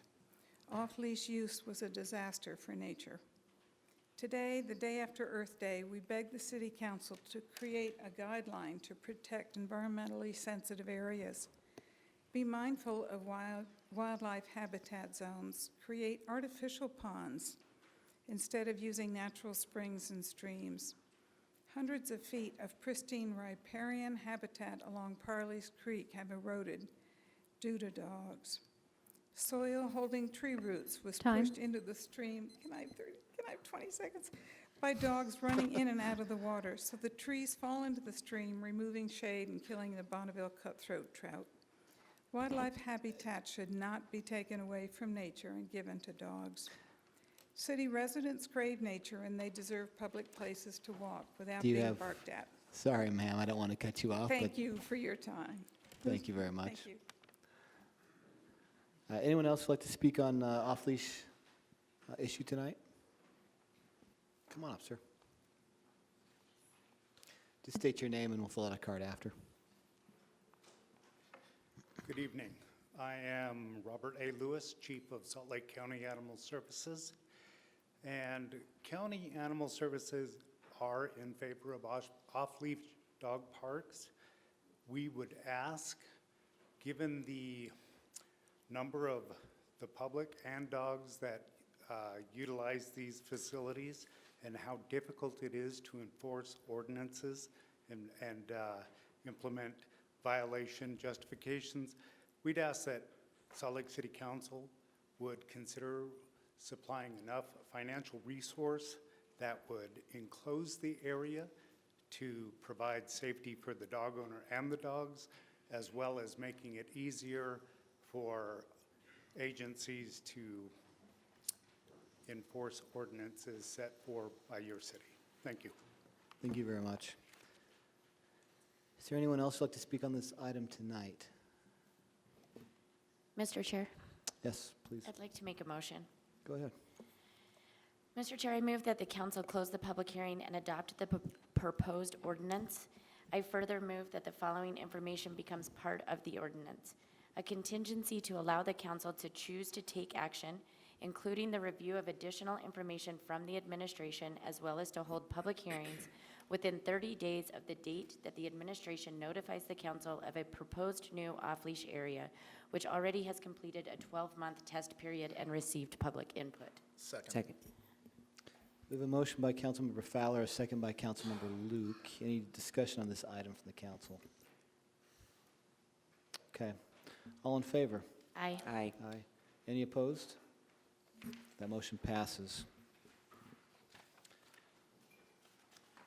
We are now on to, we're now at potential action items on our agenda. Our first item, C1, is regarding a resolution, one-year action plan for community development block grant and other federal grants for fiscal year 2019-2020.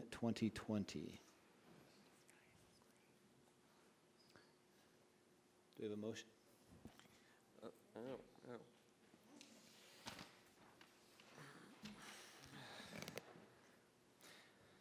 And I actually need to recuse myself from this vote. So if the council chair, Luke, would mind taking over for a Sure. moment? Thank you, Councilmember Johnston. Councilmember Valdemoros? And me too, I have to recuse myself. Okay. I we think that actually we have have it- 3 motions and we No. all. Yeah, we have multiple motions here. Yeah, I would say, So- Councilmember Johnston, come back and tell where we Yeah. get to that point. Let me make my So- motion first. It's in and then- sequence, yeah. Yes. Thank you all. I move the council approve the attached appropriations resolution adopting the one-year action plan for fiscal year 2019-2020 and allocate CDBG, ESG, home and HOPWA, or HOPWA funds, except for CDBG housing number 5, CDBG public services number 4, and ESG part 1 and number 7. I further move that all CDBG project allocations will be decreased by the percentage basis for the overall award change from HUD while maximizing the administration and public services categories and maintaining the $30,000 minimum funding level for each funded project. Second. We have a motion by Councilmember Wharton, a second by Councilmember Luke. Any discussion on this? All right, all in favor? Aye. Aye. Aye. Any opposed? That motion passes. Councilmember Johnston, I'd if like you to want to recuse now myself recuse from yourself. this current vote then. Okay.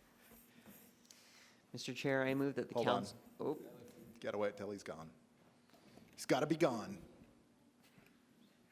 like, Councilmember Wharton. how, okay, well, he probably can still hear me, but okay.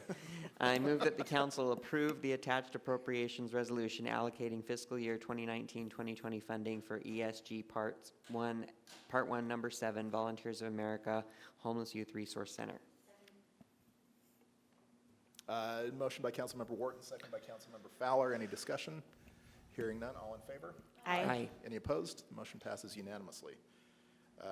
Councilmember Valdemoros, if you would like to. I would like to recuse myself from this third motion.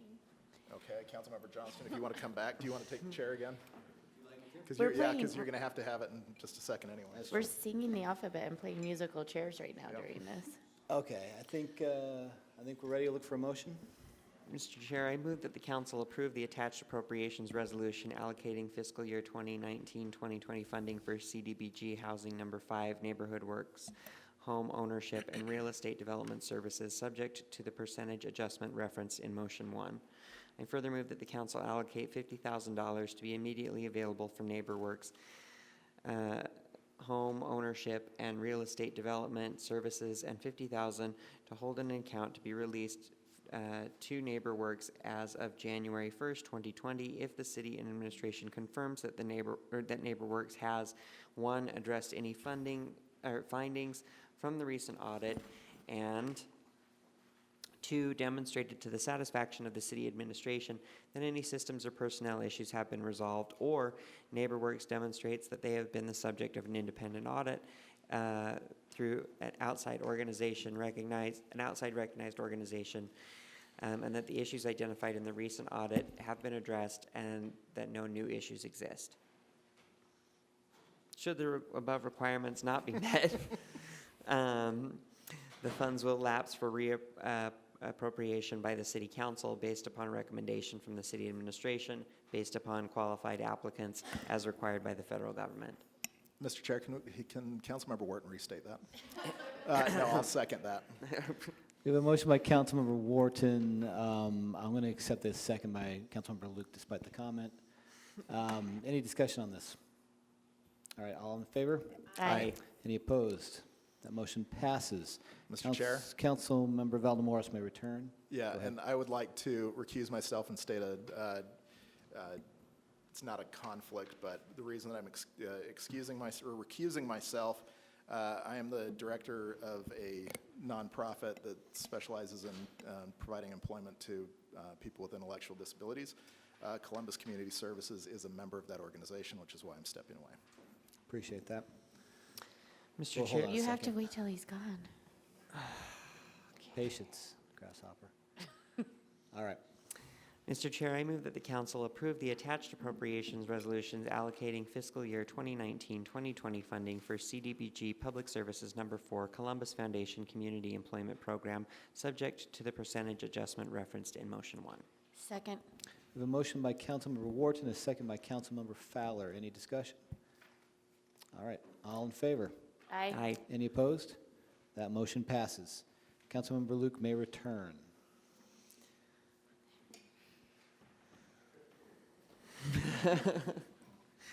You'll never guess what we did. Mr. Chair, can I make a motion? Please go ahead. For item C2, I move that the council approve item C2 under potential action items, grant application, U.S. Department of Transportation, TIP Transportation Improvement Program, and TAP Transportation Alternative Program, Bike Share Expansion Grant. Second. We have a motion by Councilmember Mendenhall, a second by Councilmember Fowler. Any discussion? All right, all in favor? Aye. Any opposed? That motion passes. And we are now to the comment section of our agenda. Are there any questions of the mayor? Council Chair? Council Chair Luke, would you have any questions you'd like to? No, not tonight. Anyone else?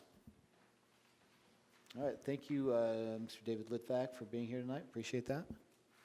We are at item D2. We'll be taking general comments now. Those are the yellow cards. I will call people based on the comment cards that have been turned in. Thank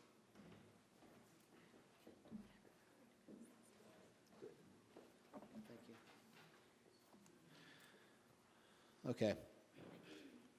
Just like public hearings, I will call two people at a time. The first person, please come forward to the microphone, and the second person, please be ready to follow. Comment time is 2 minutes per person. You cannot combine time with another speaker. As a reminder, please help create a civil and respectful meeting by being respectful during other people's comments, no loud noises or disruptions. Do not block other people's views, please, with signs or other items, and let council staff help pass out any handouts that you may have tonight. We are going to start with Officer Marie Beck, followed by Kevin Murray. Come on up.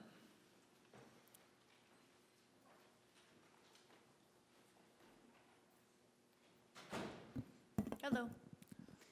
My name is Officer Marie Beck. I work for the Salt Lake Police Department, currently in a patrol capacity. I'm also sit on the board for the Salt Lake Police Association as the treasurer. You know why I'm here? To speak about wages for the police department. Housing is a very, very important subject. Housing for us, we directly see it impacts us as many officers are currently on Section 8 housing here in the city. It is too expensive in Salt Lake City for me to live here with my wages. That's why I live 30 miles north and I'm charged $180 a month to bring my police car home. But like I said, housing is a very, very important subject. $21 million, we're asking for less than a quarter of that to fund the raise that we're asking for. I'd like to ask a simple question. Who looks out for those who protect others? In this instance, for wages, that is you guys. You know why I'm here, like I said, wages. We're not competitive in the state. We used to lead in wages for police officers. Now we're 8 to 10 below. Every day I go to work, I kiss my kids goodbye, knowing that I may not come home. I answer calls for help. I stand up for those who cannot stand up for themselves. I've been given the power to be able to do so. Council members, you have the power to be able to stand up for us. You recently released a statement saying that you cannot get involved in ongoing wage negotiations. Our attorneys have reviewed our MOU and discovered this is not true. There are 3 subsections under wage negotiations. The third subsection gives you the ability to speak to us. Some would simply tell me to go get another job if I don't like low wages. Telling every officer to quit is not the answer. Thank you for your time and consideration to my request. Thank you, Officer Beck. Kevin Murray, followed by Stephen Winters.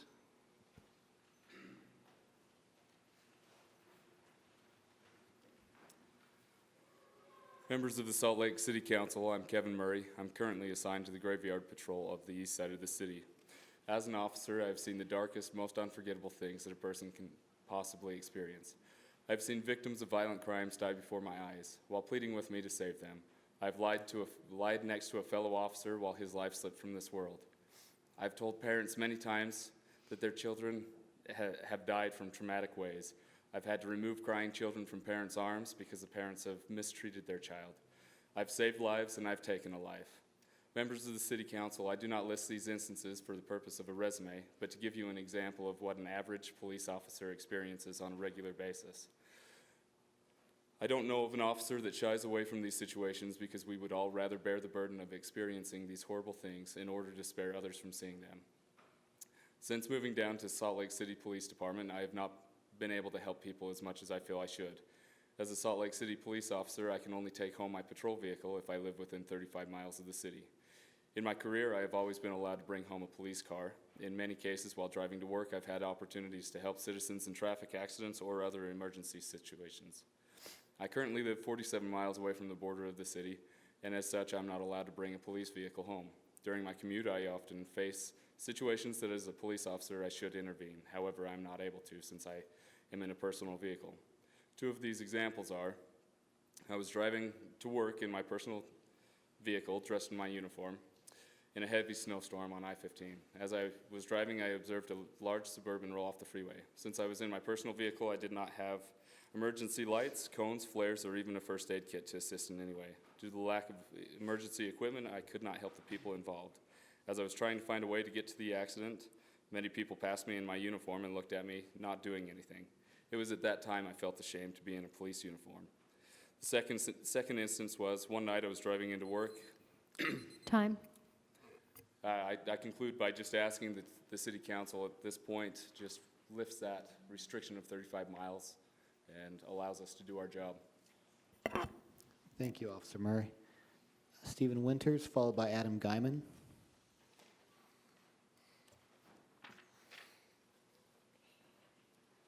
Good evening, City Council, and thank you again for this opportunity to speak with you. As most of you know, I'm Steve Winters, and I am the Salt Lake City Police Department Association President. On April 2nd, I stood before you and I asked for your support dealing with the current salary inequity. I am very aware of the City Council's policy pertaining to discussion with us during negotiations. I want you to know salary negotiations, although moving forward, are at a dangerous crossroads and reaching enormous frustrations. When I stood before you the last time, I mentioned that Salt Lake City police officers call for services or twice what other agencies do. Officers in Salt Lake are subject to assaults more often than other agencies. Salt Lake City police officers have to deal with a full house of law enforcement issues that other agencies do not. All the while we do this with reduced pay rate currently. Officers in Salt Lake City are more likely to be involved in critical incidents like April 8th. And just a few weeks short after I spoke with you, officers in Salt Lake City had to deal with our first rolling active shooter. Currently, 10 Salt Lake City police officers remain on administrative leave from that incident. There was 15 total officers involved in that critical portion. This is just a small illustration as to what police officers in Salt Lake City do on a regular basis. Now, how is it that we are still fighting over pay issues? How is it that Salt Lake City budget will dictate the safety of the citizens and the public that visit our city every single day? Please stand with us and act now and resolve this issue with your support for all of us. Thank you. Thank you, Mr. Winters. Adam Guyman, followed by Megan Hafen.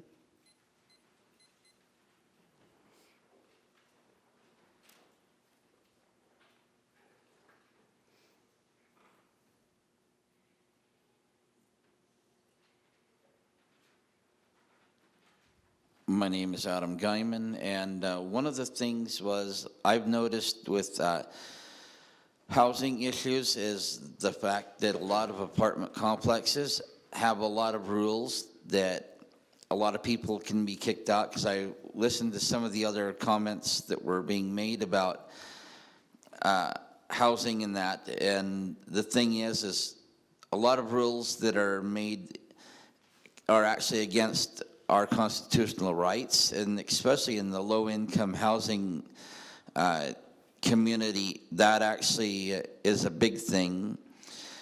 For example, an apartment complex can, if one person makes a mistake, the rules are usually put in place where everyone, even if someone doesn't break the rules, still ends up getting punished for the things that are done. Plus, at the same time, it's just a big problem that happens, and a lot of the problems that we have with homelessness is there's a lot of reoccurring things that where laws and rules are put into place, and these rules are put into place knowing it's the thing where you have to have a birth certificate, but yet in order to get your birth certificate, you have to have an ID, but yet I know that these things are put into place on purpose. Plus, the other thing I have to say is there's been a big problem with these scooters that are on the sidewalks. I've personally almost been hit by multiple people that are using them, that people leave these scooters in the middle of the sidewalks in front of curb cuts, and where you hit the button for the lights on corners, people leave the scooters there, and I believe that these scooters need to be taken out because they're not accessibility scooters. They're just for convenience. Time. Thank you, Mr. Guyman. Megan Hafen, followed by Amy Ansa, I believe.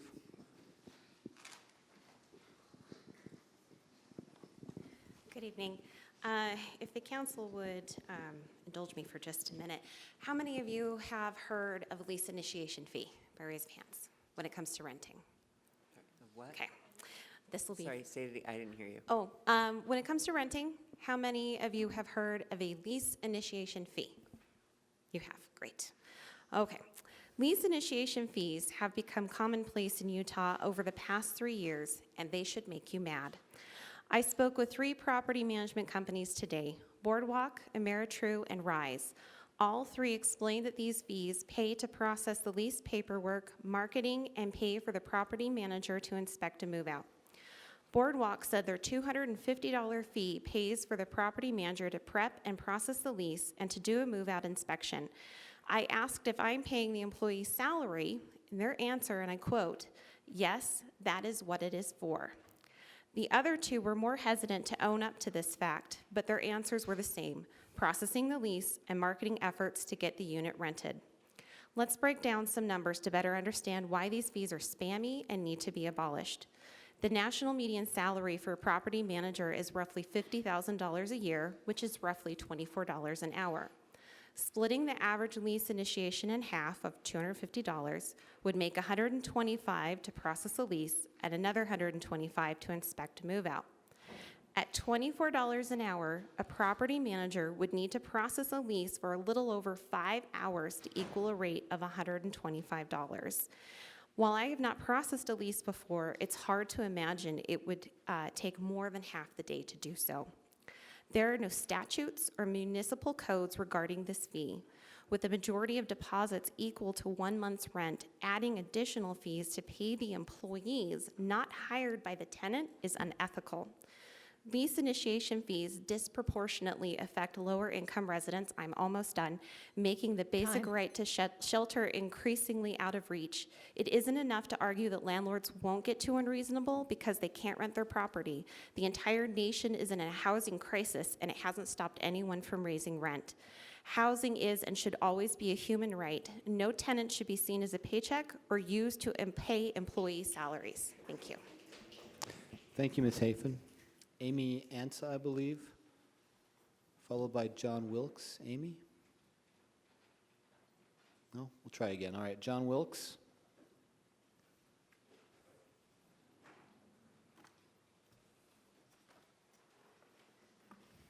Hi. Wow, that's okay. I can't tell if it's working, so I'm just going to talk really loud. And we're going to go back to housing, and a lot's been said, but not enough ever gets said about that. I'm very lucky, and I heard some very sad stories. Some of you know that I survived homelessness. I've worked with some of you on, at the request of some very fine people on some very fine committees, and some progress has been made through channels. But as we learned recently in this legislative session, channels don't always work, and a majority of our legislature doesn't give a damn what we say. So sometimes we got to go beyond channels. Anyway, we're going to stay within the rules tonight. Not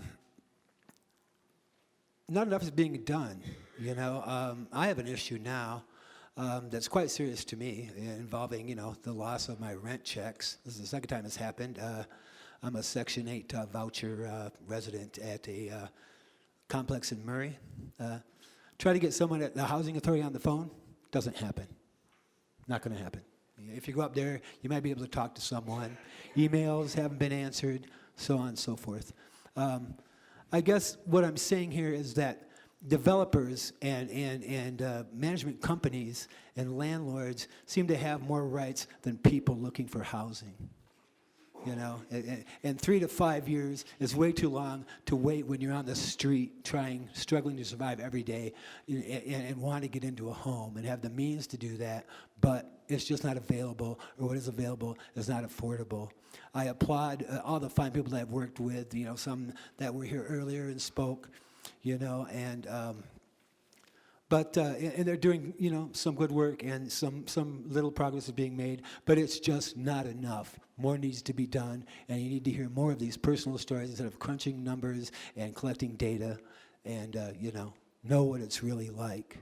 Because those of us who do and are suffering now, we do know, and we need you to know. Thank you. Thank you. Winston Seiler, followed by Ender Guardian.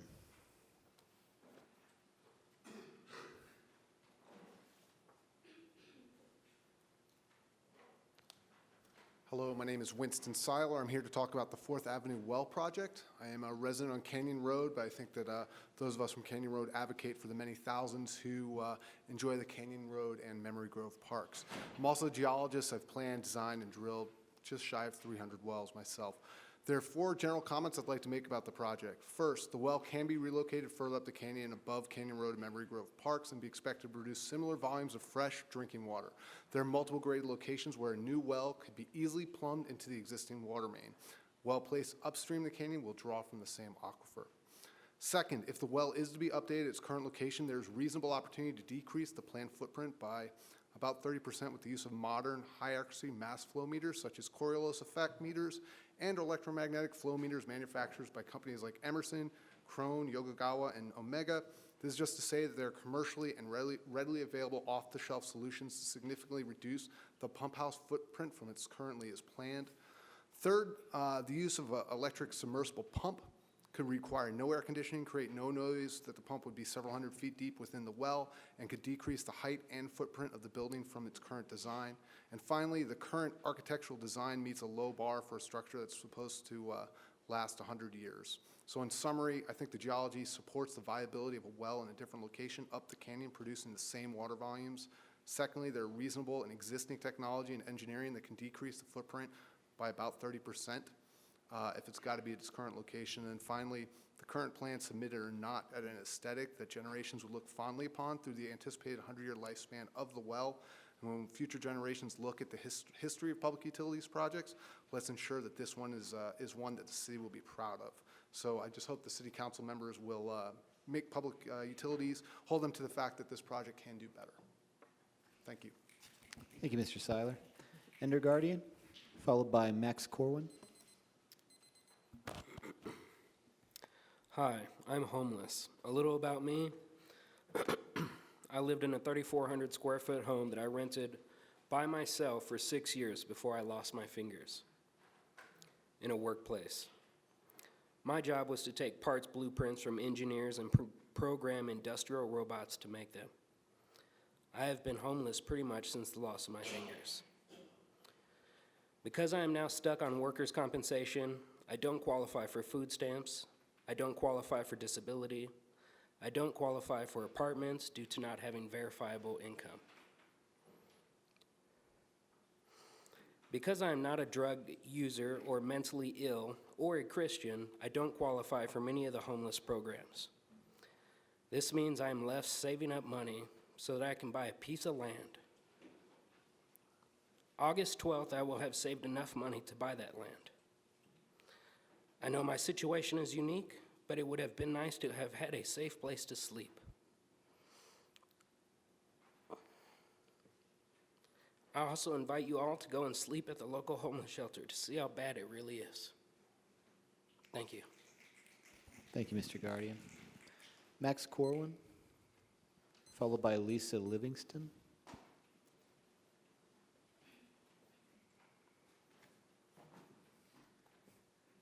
Hi, I'd like to quickly address the issue of, or the topic of people who are experiencing homelessness, sleeping outside in public spaces, and how this behavior is often criminalized. I think it's absurd that people who are sleeping in these horrible conditions, who have no other choice, are being treated like criminals when other solutions are not available. I'm glad that other solutions have been proposed today, such as mixed income housing and low income housing, but until those things are implemented and everyone has a home to live in, we can't be punishing people for sleeping on the streets. Thank you. Thank you. Lisa Livingston, followed by Vicki Walker. This is in regards to the 4th Avenue Well project. 2 years ago, we bought our 116-year-old home that overlooks the park that this well is going to be updated. This park belongs to everyone, and I can attest that everyone uses this park. All walks of life, all people. I know this because I talk to them. I give them water. I pet their dogs. We care. We are stewards of this park. People love coming here because of the mature trees, the park-like setting, the safe environment, and the happy vibe of people that are spending time with family, friends, or just seeking solace and peace. When we bought this house, we did our research and knew what our stewardship and limitations would be in regard to living in this neighborhood and this designated historic district. It seemed worth it, as we knew the integrity of the neighborhood would be stable and protected by the standards which everyone must abide by. We willingly assumed the responsibility, knowing that it would require more time, energy, creativity, and expense. We did this with the knowledge, trust, and expectation that the city would abide by the same standards that we all have to, and be willing also to invest more time, energy, creativity, and expense if needed in preserving the historic personality of this park and neighborhood. We all agree that clean water and safe working conditions are vital. I believe that we can balance the needs with the historic boundaries. I've talked with hundreds of people from all over the world, literally, and all demographics, all living situations, and discussed the needs and the current plans for this park. Not one person thinks this is a good idea. We, as neighbors and community, have drawn on experience, resources, and expertise in gathering and presenting viable options that would reduce the negative impact on this historic park. We respectfully ask you to take them into consideration. I will close with, it is wrong to intentionally inflict a wound that will never heal. Thank you, Ms. Livingston. Vicky Walker, followed by Adair Kovac. Hi, my name is Vicki Walker. I also live on Canyon Road, and I'm here to talk about the Fourth Well project. I thank you, Ms. Mendenhall, for your thoughtful consideration today. I thank you, Chris, for your time and energy that you've given us. And I'd like to encourage everyone to read the well program, the alternative situations that they proposed today. And here's why. I'm going to save you $2.5 million. And if you read that, you can realize how you can save $2.5 million, because $2.5 million can go to a lot better use than a new well pump that the neighborhood doesn't want. Here's how you save your money.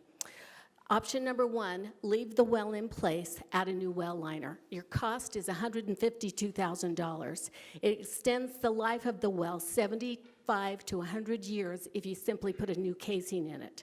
The cost of the new well that they want to build is $2,668,000.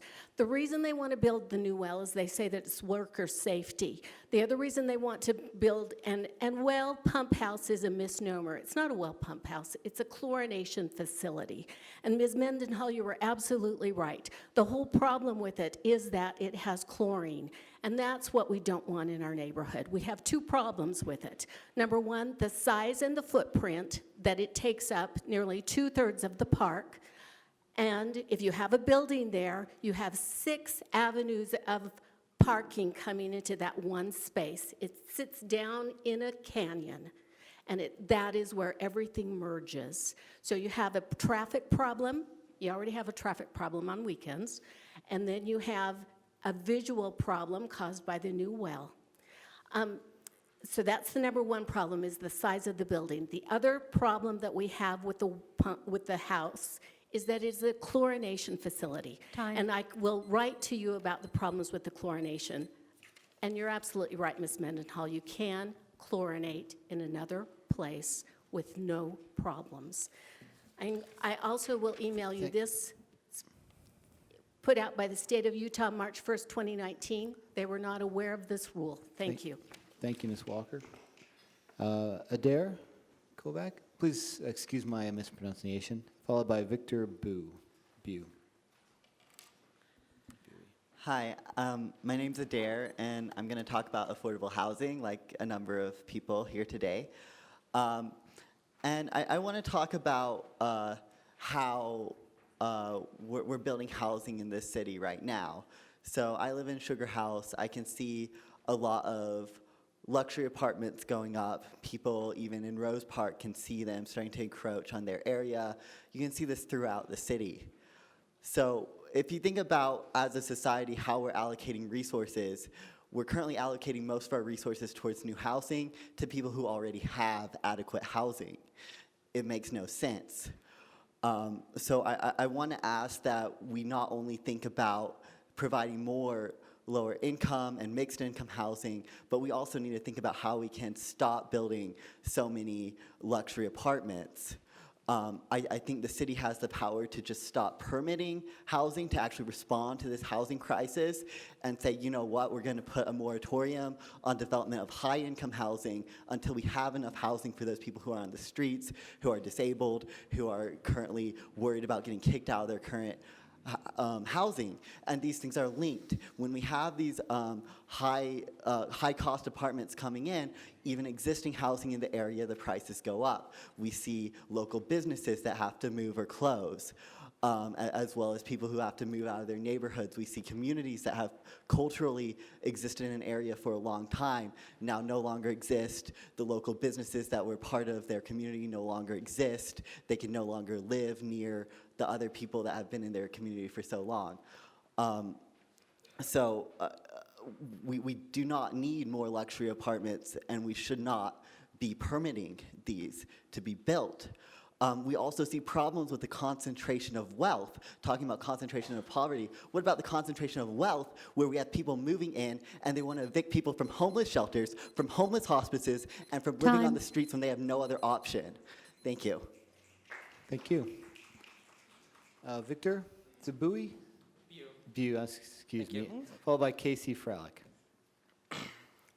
Hi, my name's Victor. I'm a local poor person that lives in the valley. I came here today to express the extreme need to alleviate the housing crisis that's growing in the city, the Utah, and all over the country, really. I've seen really nothing done about increasingly unhoused people here. Operation Rio Grande failed, even though it wasn't really a solution to begin with. It seems like the city's content to ignore the problem, and when that problem increases, it seems like it tries harder to ignore it. Small-scale solutions and initiatives aren't really going to cut it. Tens of thousands of people across the valley struggle to pay their rent every month. They're forced to pay their landlord's dinner instead of their children's dinner, and that's fundamentally unjust.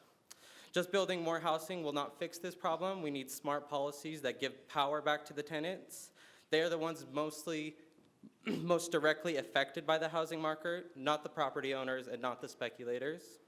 There are so many options moving forward. There's been talk about SROs, inclusionary zoning, giving renters right to counsel, and ending the criminalization of homelessness.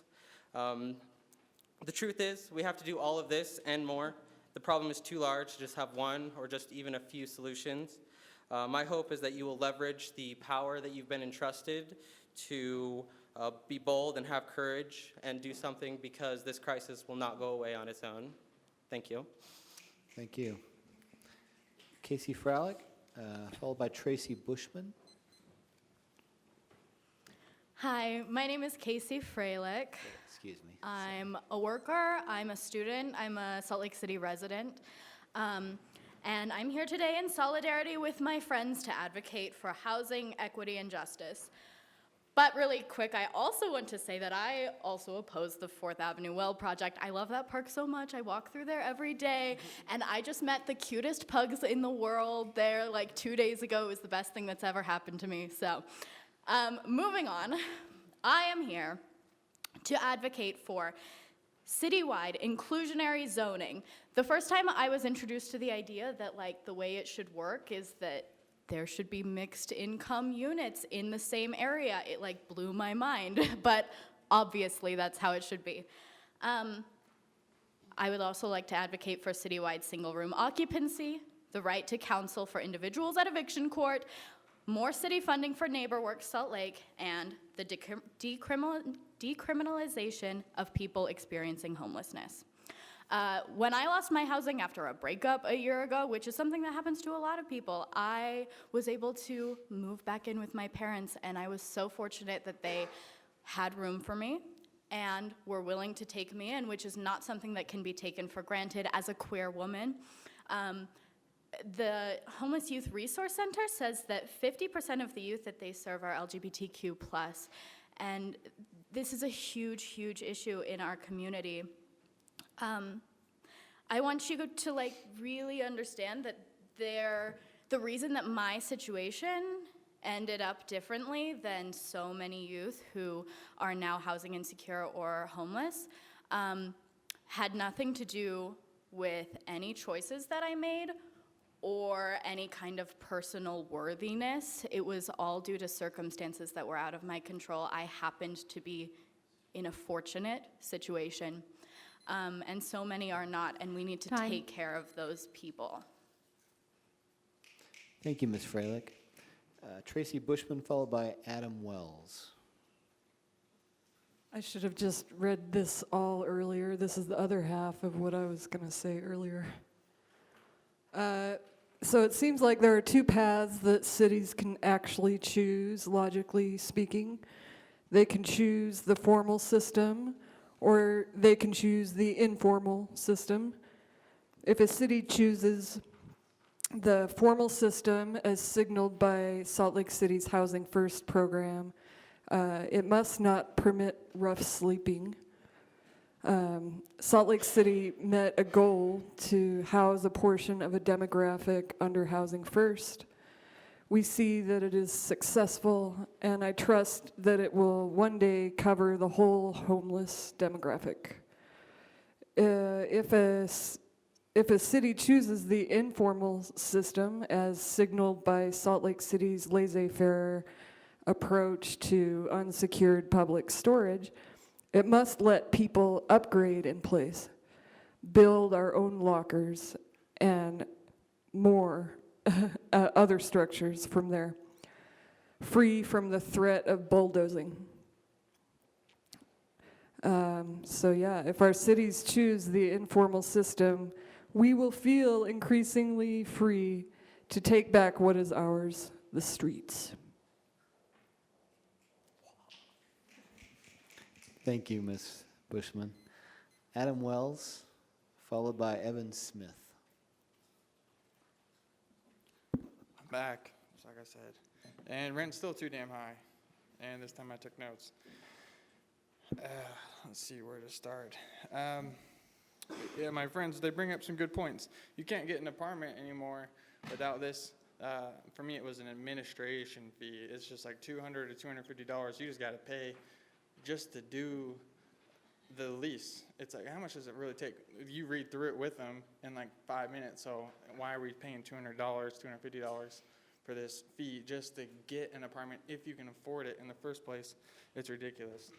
And also this raises an excellent point. This is a feminist issue. If people don't have access to affordable housing, they're trapped inside, they feel trapped in abusive relationships. If they can't escape, they're stuck with this abusive individual, or, you know, if they can't afford to leave, they can't afford to leave. They're stuck in this abusive relationship, and it's not great. It's criminal, you know, that's no way to live. How many of us actually own a home? Like, it's not even affordable housing as far as landlords and rent. Why can't we just own houses? Where is the affordable houses to buy? Like, why are we always subject to others, not just to our bosses at work? But then you come home to a place that's supposed to be your home where you unwind, relax. No, you're still subject to a landlord who, that's their property. They can come in, they can do whatever they want, they can make rules. And again, of course, there's laws that protect you and stuff, but again, you're under their will as far as they'll just kick you out under some technicality. You know, it's their property, it's their deed. They have all the say and all the control. How many buildings do we think are empty in downtown Salt Lake City within like a mile radius of this right now? Just an air mile radius, probably a good number, right? How many people are in Pioneer Park and around trying to get some sleep tonight without a roof over their head? Thank you. Thank you, Mr. Wells. Evan Smith, followed by Cristobal Villegas.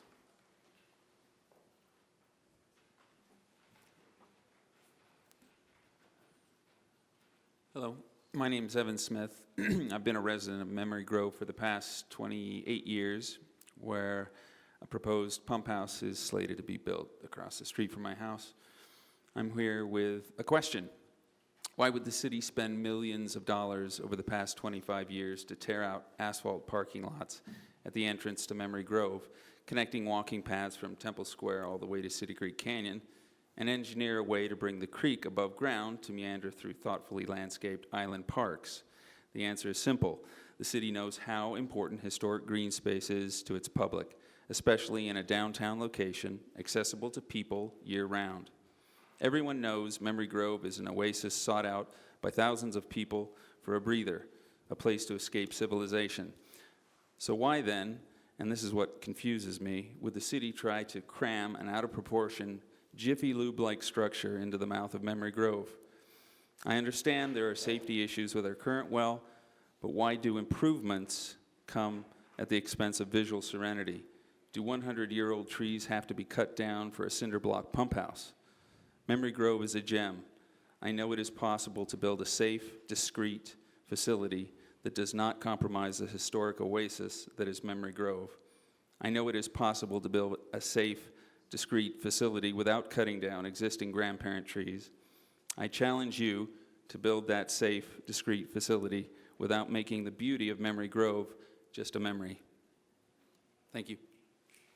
Thank you, Mr. Smith. Mr. Vegas, followed by Kathleen Hernandez Lopez. Who should I give some of these to? Over there.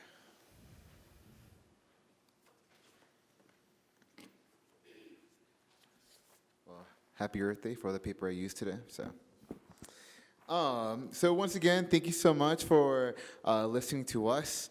I want to thank all the bodies that came here to voice their opinions and experiences and stories of their housing injustices and housing insecurities.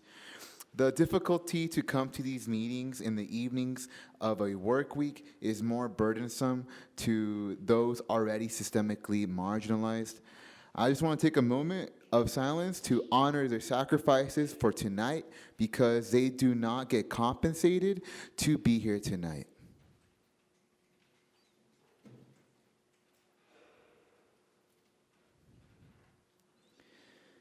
I'm giving y'all an opportunity to reach out.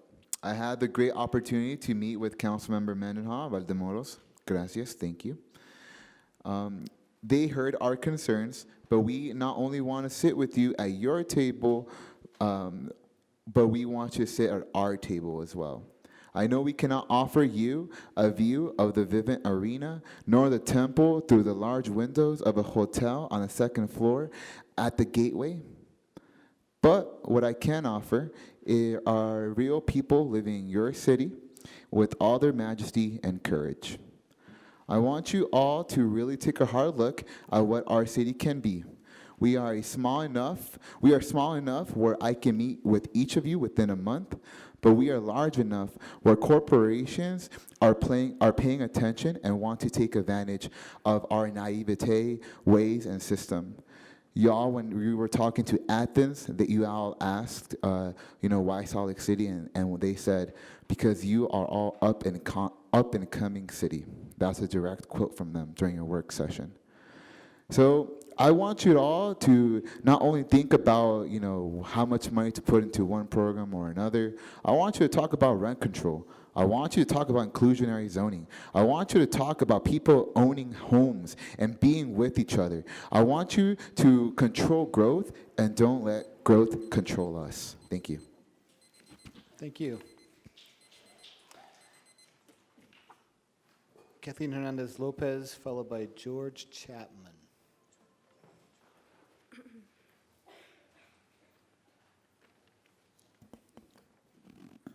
Hello, everyone. We are students from East High School, and we are asking to change the city ordinance to protect full-time students who work by extending the child labor laws to protect working high school students.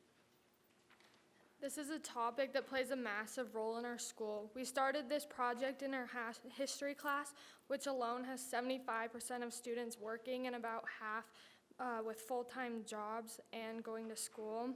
This has started to affect our school's grades and attendance, and we want to break the cycle of children having to support their families. We want all students to have a chance to succeed and make their future bright.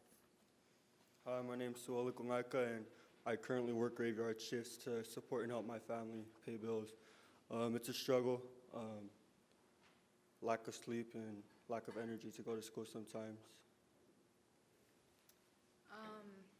We would like to point out there was supposed to be 5 of us tonight. However, one student had work and her job did not let her come tonight. So, yeah. We also had another student in our class that had a shift that ended at 12 o'clock, and she tried to change her shift to an earlier time, and they wouldn't let her, which is affecting her performance in school. She came to school tired, wasn't able to finish all her homework, and that's starting to play a big role in our school with attendance, and we just want everyone in school to have their chance with their future and be able to succeed without having to be the ones to support their families. Thank you. Thank you. Thank you all for coming. Thank you.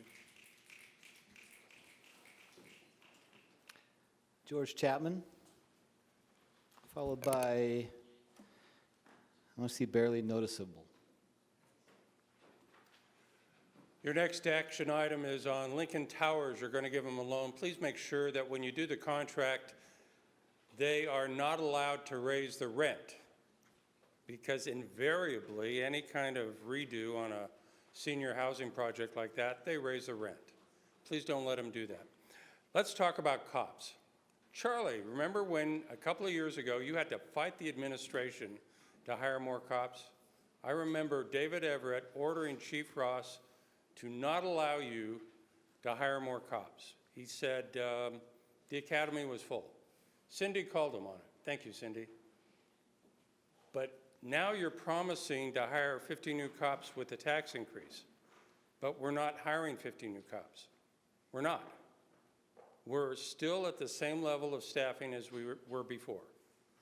Admittedly, the administration is doing a good job making sure more cops are on the street. Thank you, David.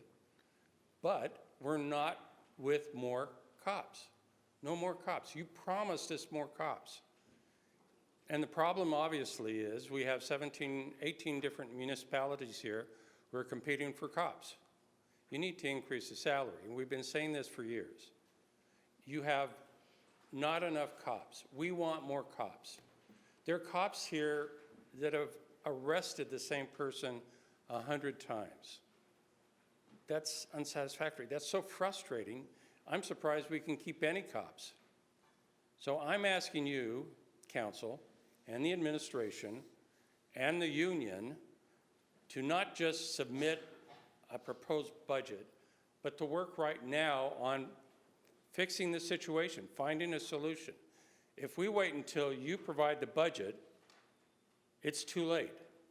Because invariably, every single year for the last decade, you've waited until the last day to finalize the salary for officers. It doesn't make sense. You should be working right now to save public safety, ensure public safety, and ensure that we actually get more cops. You promised us more cops. Please work together on that. Thank you. Thank you, Mr. Chapman. I believe it's barely noticeable, excuse me. Correct me if I'm wrong. Followed by Alyssa You're right. Ferris. I'm barely noticeable. We've heard a lot of people talking about housing and the problems we have with housing. Here's a solution. Don't give up the properties to the capitalists. You do that, you end up with the high prices that we have already. You're asking for it, or you're looking into a whole new building structure. Do not give up the property. Set up a board that oversees these houses, and the rent goes into a public fund to be used for the city. And it stays in the city, it doesn't go to some capitalist's offshore account. This will allow us to some more funds to build more housing and make it even better for our citizens in the city.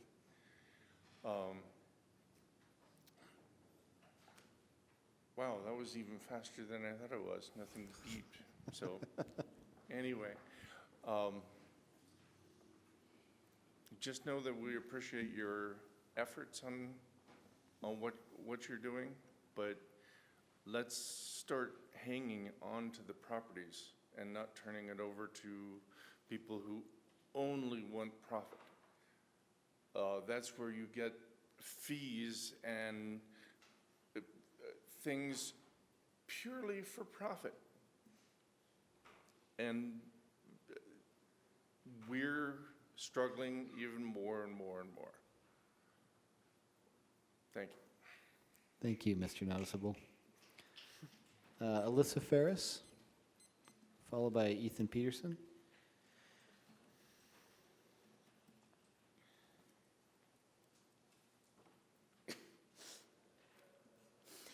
Hello, I'm here to add my lone voice to all the other voices you've heard here today speaking on the issue of affordable housing. I could not think of a single more pressing issue facing the people of this city locally today. I myself work 2 jobs. Almost everyone I know works 2 to 3 jobs. Some people I know work full-time and sell their blood just to be able to have a roof to put over their children's heads. I also work on a weekly basis with the houseless population, And I've met people who become houseless due to just becoming ill. I've met women who've had to choose between exposing their children to houselessness and continuing to have their children in a home with a man who is being violent with either her or with them. And I am just here begging to any of you who would listen, please, we need the single room occupancies, we need rent control, we need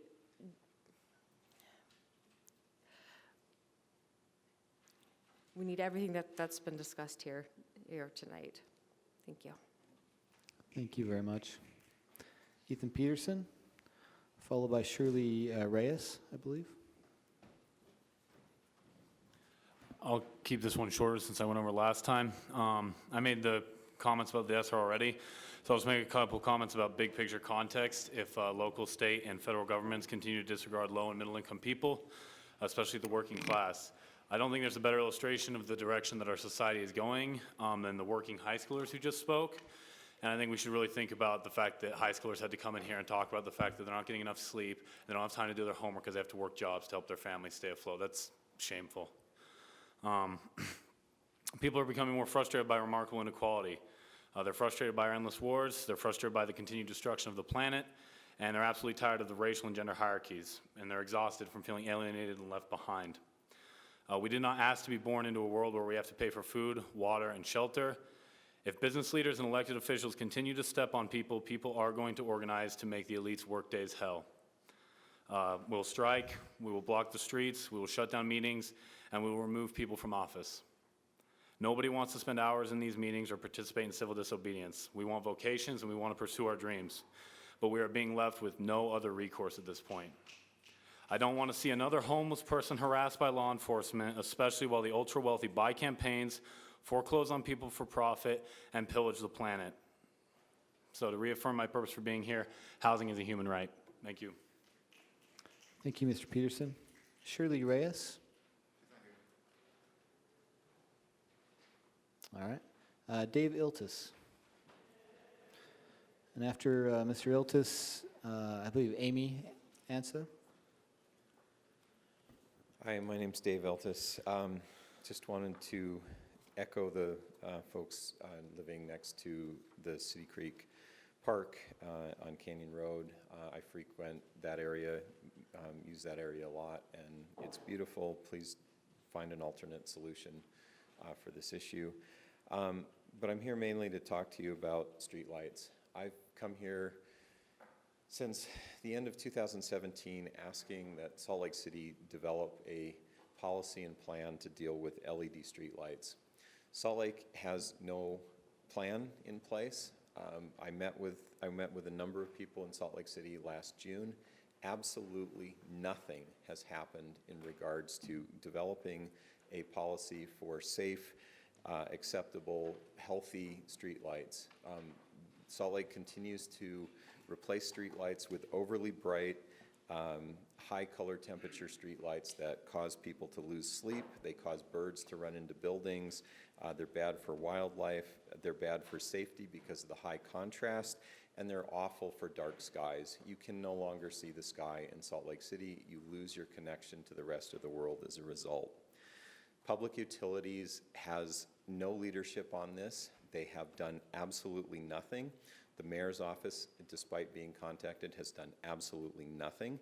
And it's time to come up with a plan and policy to deal with not only replacing existing bulbs with, not with, you can replace them with LED bulbs. LEDs are okay, but appropriate ones that are low color temperature, ones that are low enough lumens so that you don't have an incredibly high contrast, and ones that are safe for people, better for dark skies and such.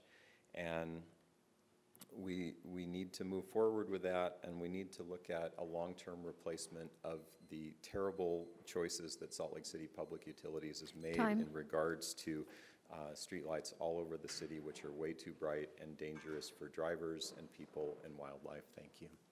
Thank you, Mr. Iltis. Amy? No? Aaron Shoup?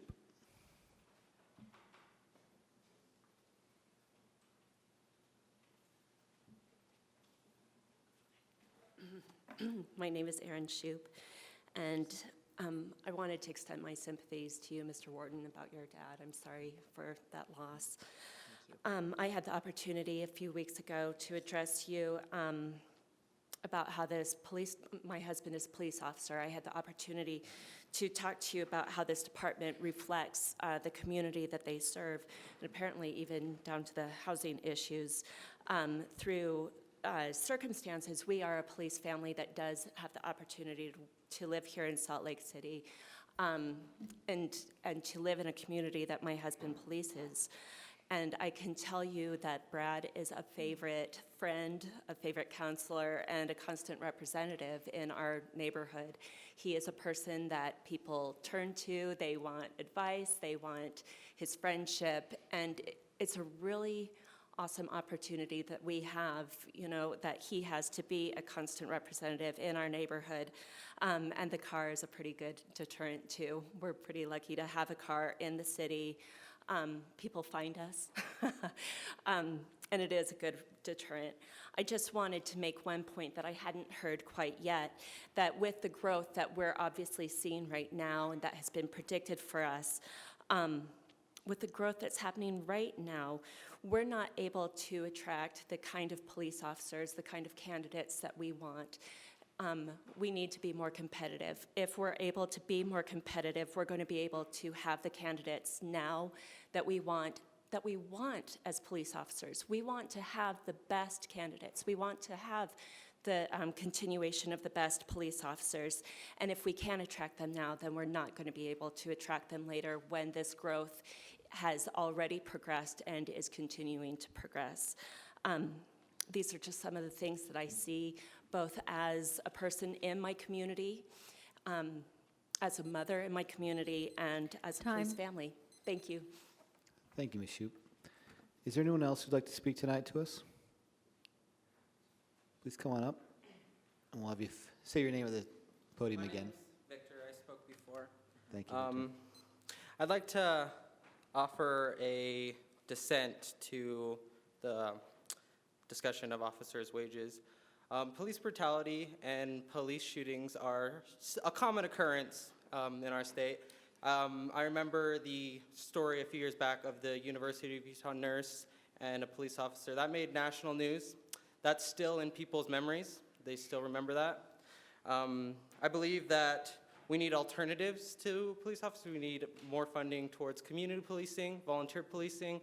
And I feel like the poor people of our city want that. They do not want more police officers. They do not trust the police officers we have right now. Thank you. Thank you. Anyone else who'd like to speak tonight? Come up and state your name and then fill a card out afterwards if you wouldn't mind. My name's Jace Burbage. Grew up here in Salt Lake City, Utah. I'd also like to offer dissent from the increase in officer wages. I've heard numerous comments about increasing the safety of communities, and while that might be true for the safety of the police officers' communities and those of the privileged class, while I'm recognizing I am a privileged white male, they do not regularly protect the communities as a whole, including folks with disabilities, POC neighborhoods, trans and queer communities, houseless communities that the council has numerous times offered that we are trying to support tonight. I would like to offer using those wages in other spaces to support more community ventures. I'm a school teacher and regularly see how police officers interact with schools. I see when they show up to schools, I have students missing on a daily basis. I have test scores drop. I have things like that. I have to offer a dissent that increased in police officers as a whole and their wages is not helping the larger communities. Thank you. Thank you. Anyone else like to speak tonight? Okay. Well, that'll end the public comment section of our meeting. We are going to move on. There's no city council new business tonight. So we are at section F, unfinished business items. Our first item is regarding a resolution, Housing Trust Fund loan to Lincoln Tower Housing Chair. Associates. Can I make a motion? Go ahead. Mr. Chair, I move that the council adopt a resolution authorizing a loan from Salt Lake City's Housing Trust Fund to Lincoln Tower Housing Associates LP at an annual interest rate of 2.0%. We have a motion by Councilmember Fowler, a second by Councilmember Luke. Any discussion? All right, all in favor? Aye. Any opposed? That motion passes. Our next unfinished business item is a resolution for council office policy updates. I look for a motion. Mr. Chair? I move that the council adopt a resolution updating sections A19 and A47 of the council policy manual to reflect the changes outlined in the attachments pertaining to newsletters and travel expenses respectively. We have a motion by Councilmember Fowler, a second by Councilmember Luke. Any discussion? All in favor? Aye. Aye. Any opposed? That motion passes. And we are now at the consent portion of our agenda. I'll look for a motion. Mr. Chair, I move to approve the items on the consent agenda. We have a motion by Councilmember Wharton, a second by Councilmember Luke. Any discussion? All in favor? Aye. Aye. Any opposed? That motion passes. This now concludes our formal city council meeting. Thank you all for your attendance tonight, and this city council meeting stands adjourned. Mr. Throat. Amy, you missed it.